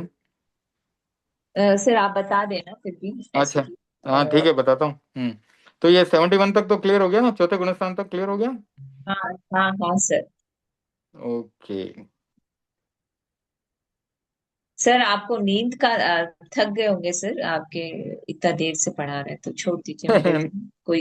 नहीं नहीं, ऐसा कुछ नहीं है। चलो, ये मनुष्य वाला तो अपन खत्म कर ही देते हैं ना, मैं तो बंधाधिकार वो का। फिर मैं फिर, आपके हाँ जी। देख लीजिए जैसे सुविधा हो सर। नहीं। मैं तो हाँ। मैं और भी कोई भी समय में सुविधा हो तब पढ़ सकूंगी, आपके हाँ, जैसे सुविधा हो सर। नहीं कोई दिक्कत नहीं ऐसे। है।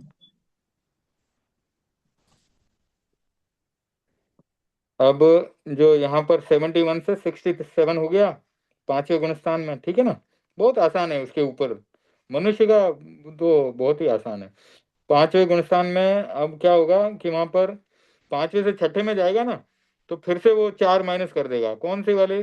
प्रत्याख्यानावरणीय क्रोधमान मायालोक को, तभी साधु बनेगा। ठीक है ना। तो 63 हो जाएगी पांचवें में। आप सामने रखेंगे तो ये आपको अच्छा रहेगा। डॉक्यूमेंट आप खोल करके सामने कर लीजिए, नहीं तो मैं इसी पे खोल दूं अच्छा क्या? ठीक है सर, एक मिनट। इस पे खोलना है तो मैं हाँ इसमें कर खोल देता। दीजिए ना सर, हाँ ठीक। सर आप कर दीजिए ना, स्क्रीन शेयर हाँ। कर दीजिए। ओके ओके, अभी कर देता हूँ। इसको मैं बंद कर देता हूँ, क्योंकि अपने ऐसे चार गुणस्थान तक तो क्लियर हो ही गया। अभी पांचवे से आगे मैं करना उसी है में अपने को। खोजती रह जाऊंगी। हाँ मैं जी। वही खोजती रह जाऊंगी। हाँ, नहीं मैं नहीं, मैं वही खोजती रह जाऊंगी। ओके ओके करता हूँ, मैं इधर ही कर देता हूँ डन। और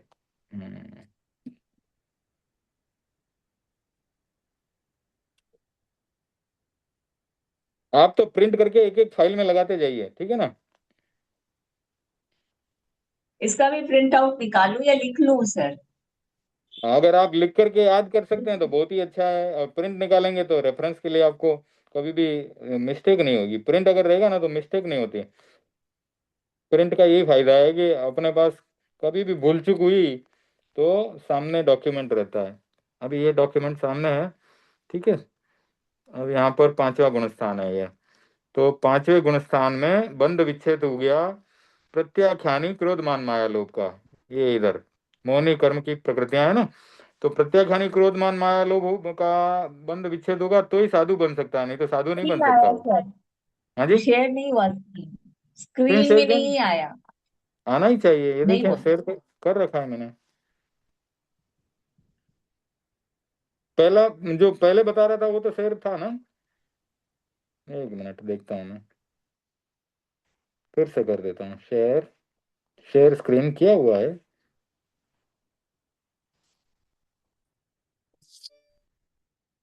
अभी आया? अब आ रहा है इसमें।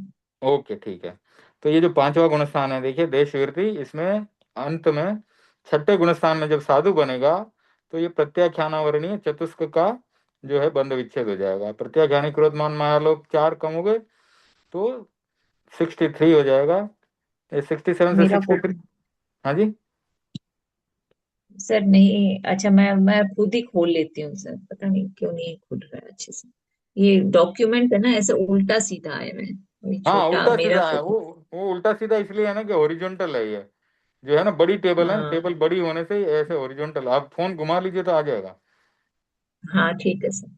तो देश विरति गुणस्थान में चार और प्रकृतियों का माइनस हो गया तो 63 एट में हो से जाए। चार कम हो गए तो हम्म, 59 होता है। 59 में अब क्या है यहाँ पर बंध विच्छेद, नहीं 67 से चार कम हुए तो 63 हो गए।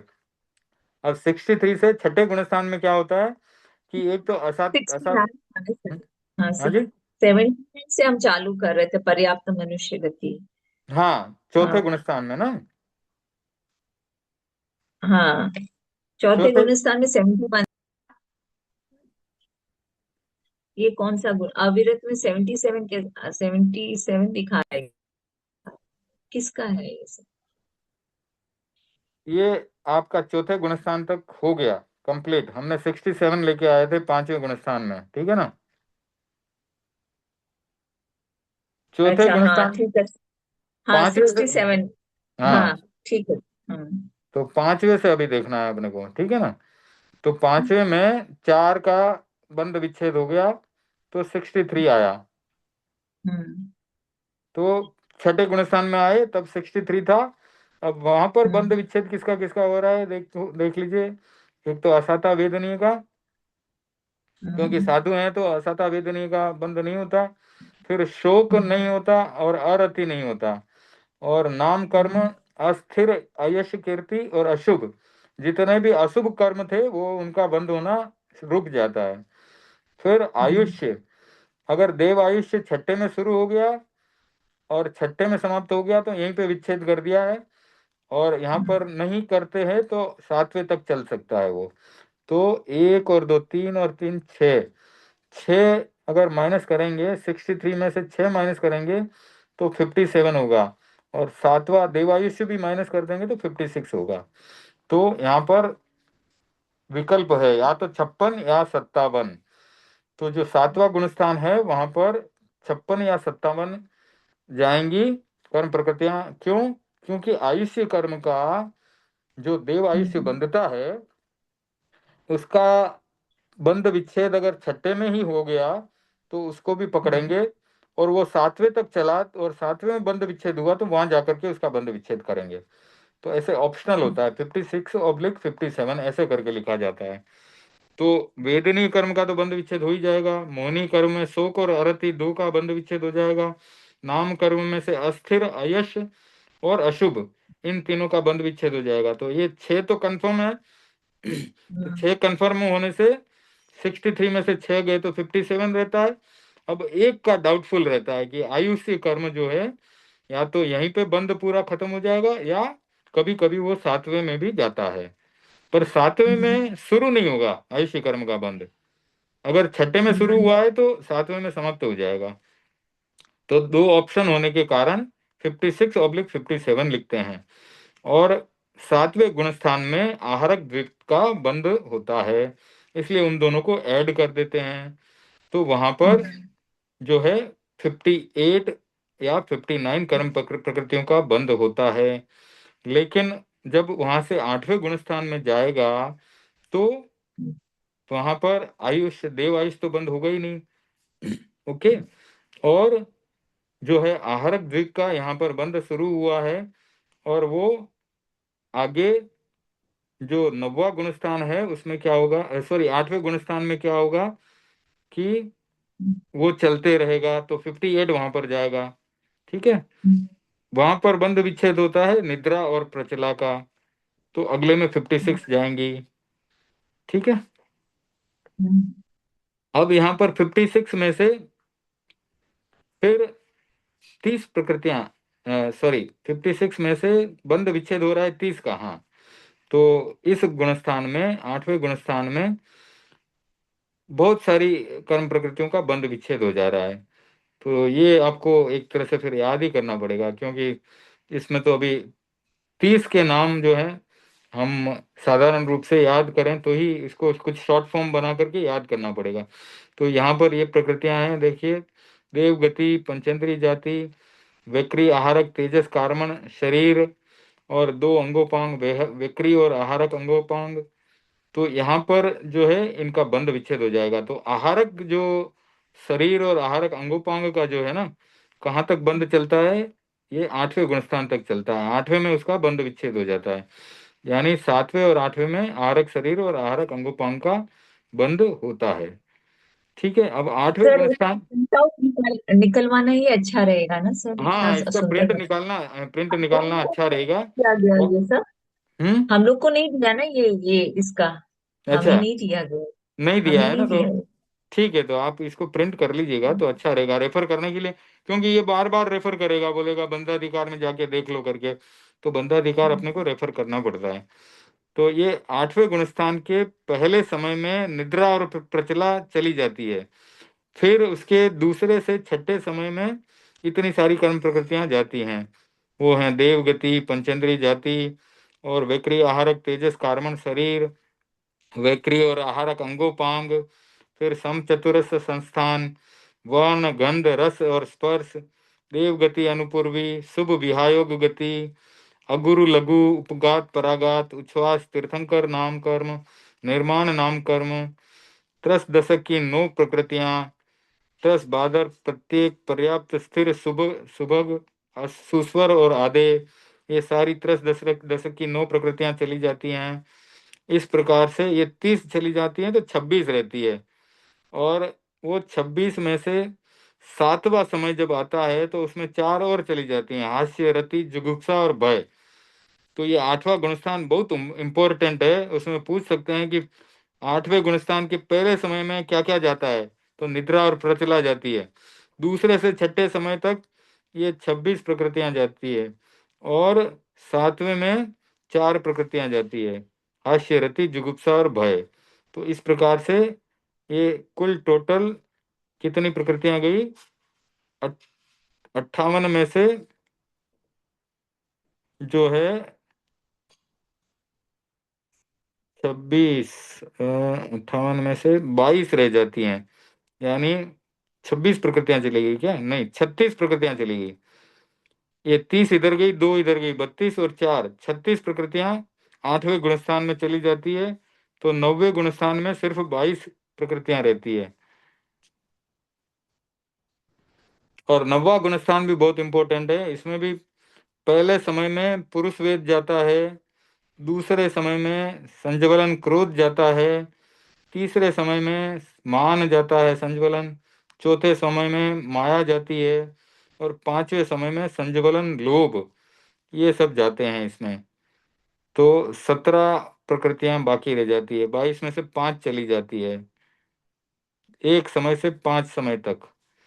और फिर 10वें गुणस्थान में जो सूक्ष्म लोभ है वो चला जाता है, 10वें गुणस्थान में बंध विच्छेद 10वें गुणस्थान के अंत में, 9वें गुणस्थान के अंत में वो सूक्ष्म लोभ भी चला गया इधर।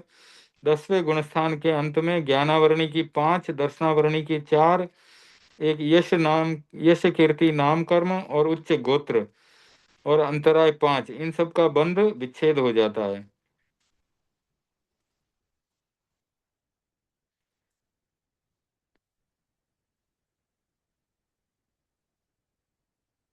फिर सिर्फ एक 10वां गुणस्थान चला गया, तो 11वें गुणस्थान में सिर्फ एक प्रकृति बचती है, कौन सी? साता वेदनीय की। और 12वें गुणस्थान में भी एक प्रकृति बचती है, तो 13वें गुणस्थान में सिर्फ साता वेदनीय रह जाता है, और 13वें के अंत में साता वेदनीय भी समाप्त हो जाता है, और 14वें गुणस्थान में फिर कोई भी बंध नहीं होता। ठीक है, तो अब आप प्रिंट करके फिर से रेफर करना, क्योंकि 8वें गुणस्थान में बहुत सारी प्रकृतियां गई है। 90 से एकदम सिंपल अभी हो गया है। किसी का फोन आ रहा था सर, मैं म्यूट होके बैठी हुई थी। कोई बात मेरे नहीं। को समझ में ऐसे समझ में भी नहीं आ रहा है, क्योंकि देख वो आ ही नहीं रहा है। एक मिनट, आपकी सब आवाज थोड़ी आंखें कट। भी कमजोर हो गई है सर, इतना दिखता भी हाँ, तो आप दिख प्रिंट नहीं रहा करके है ले लें। इतना। प्रिंट करके ले लें, मैं डॉक्यूमेंट वापस भेजूं आपको। हाँ सर। प्रिंट करके ले लें, फिर 50 कल वापस भेज। 50 पेजेस है क्या सर इसमें? हाँ, इसमें सारी कर्म प्रकृतियों का शुरू से लेकर के 50 बहुत पेजेस? सारी चीजें। हाँ, बहुत सारी चीजें हैं इसके अंदर। टोटल 50 पेज है, लेकिन ये बंधाधिकार तो लास्ट में ही ये है। वो, हाँ जो मेरे लिए जरूरी है वो ही भेज दीजिए ना, नहीं होगा क्या? नहीं, उतना ही आपको प्रिंट करा। आपको पूरा ऐसे भी पूरा कितना भेज पढ़ रहा लूंगी हूँ। सर, एक 1.5 महीना तो पढ़ा है ये पक्का, उधर कागज को भी नहीं पढ़ा अभी तक सर। प्रिंट आउट किए हुए 15 दिन देखिए, हो ये गए सर। पूरा पूरा पूरा डॉक्यूमेंट इंपॉर्टेंट है, क्योंकि इसमें कर्म प्रकृतियां क्या हैं वो तो आपको मालूम होना चाहिए कि नहीं। तो शुरू से आप पढ़ना इसको, एक बार सरसरी निगाह डाल देना, फिर आप खुद ही चेक कर लेना कि क्या उसमें आपको याद करना है, क्या नहीं याद करना है। शुरुआत में इसमें जो क्या क्या कर्म प्रकृतियां हैं वो बताया गया है, यानी ज्ञानावरणीय की कर्म प्रकृतियां कौन कौन सी है, 5 कर्म प्रकृतियां हैं, कौन कौन सी है वो बताया है। दर्शनावरण की 9 कर्म प्रकृतियों के नाम दिए हैं। इसी प्रकार से नाम कर्म की भी प्रकृतियों के नाम दिए हैं, और एक एक को समझाया है। तो आप समझेंगे तो ही आगे बढ़ेंगे ना।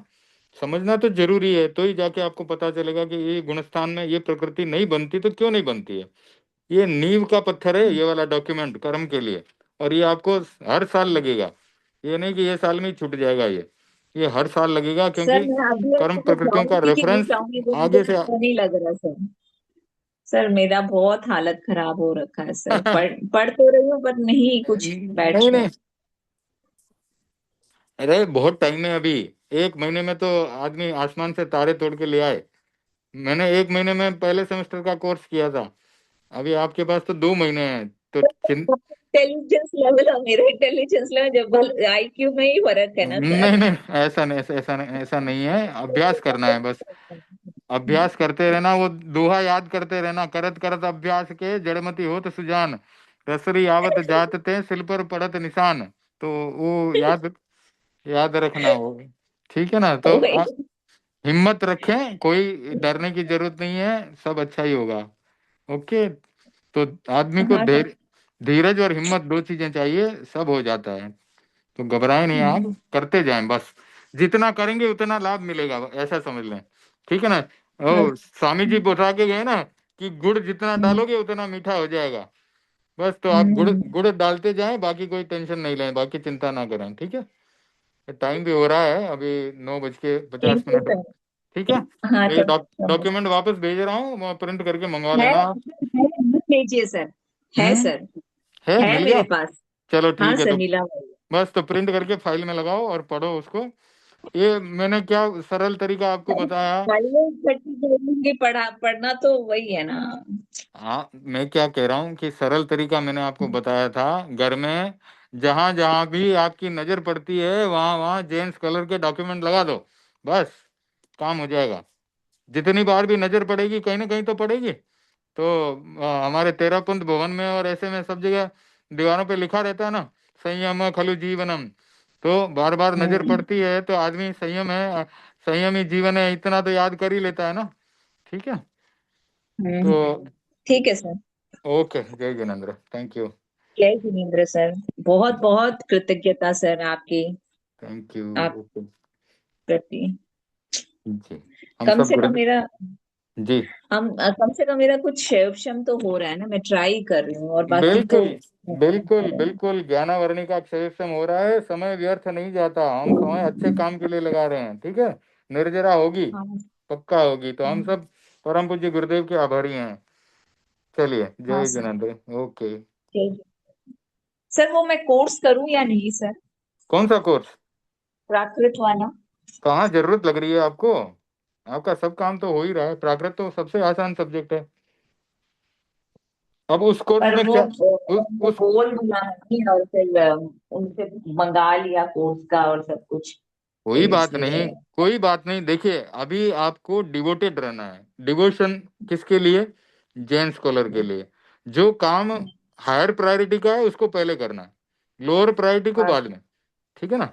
तो उनको बोल दीजिए कि अभी मैं जैन स्कॉलर का कोर्स कर रही हूँ, जो बहुत ज्यादा मेरा टाइम ले रहा है, इसलिए इसको बाद में करेंगे, ठीक है। जैन स्कॉलर से ज्यादा आपको उसमें नहीं पढ़ाया जाएगा, इतना तो समझ लीजिए आप, है ना। तो एक बार ये जैन स्कॉलर का कोर्स पढ़ लिया तो आप बाकी के कोर्स तो आपको आसान लगेंगे।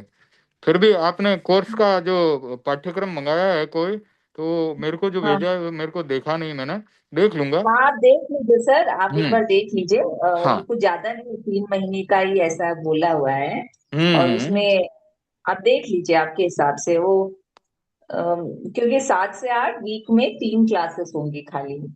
और हम्म। और सर्टिफिकेट कोर्स है ना, आगम से हाँ, दृष्टिवाद और इस पाठ्यक्रम में। ठीक है, मैं पढ़ लेता हूँ, फिर आपको मैसेज कर दूंगा, ठीक है। Okay sir, thank you sir, thank okay you, जी। बहुत बहुत जी बहुत बहुत बहुत बहुत कृतज्ञता आपकी सर। जी, जय जिनेन्द्र, थैंक यू। ओके।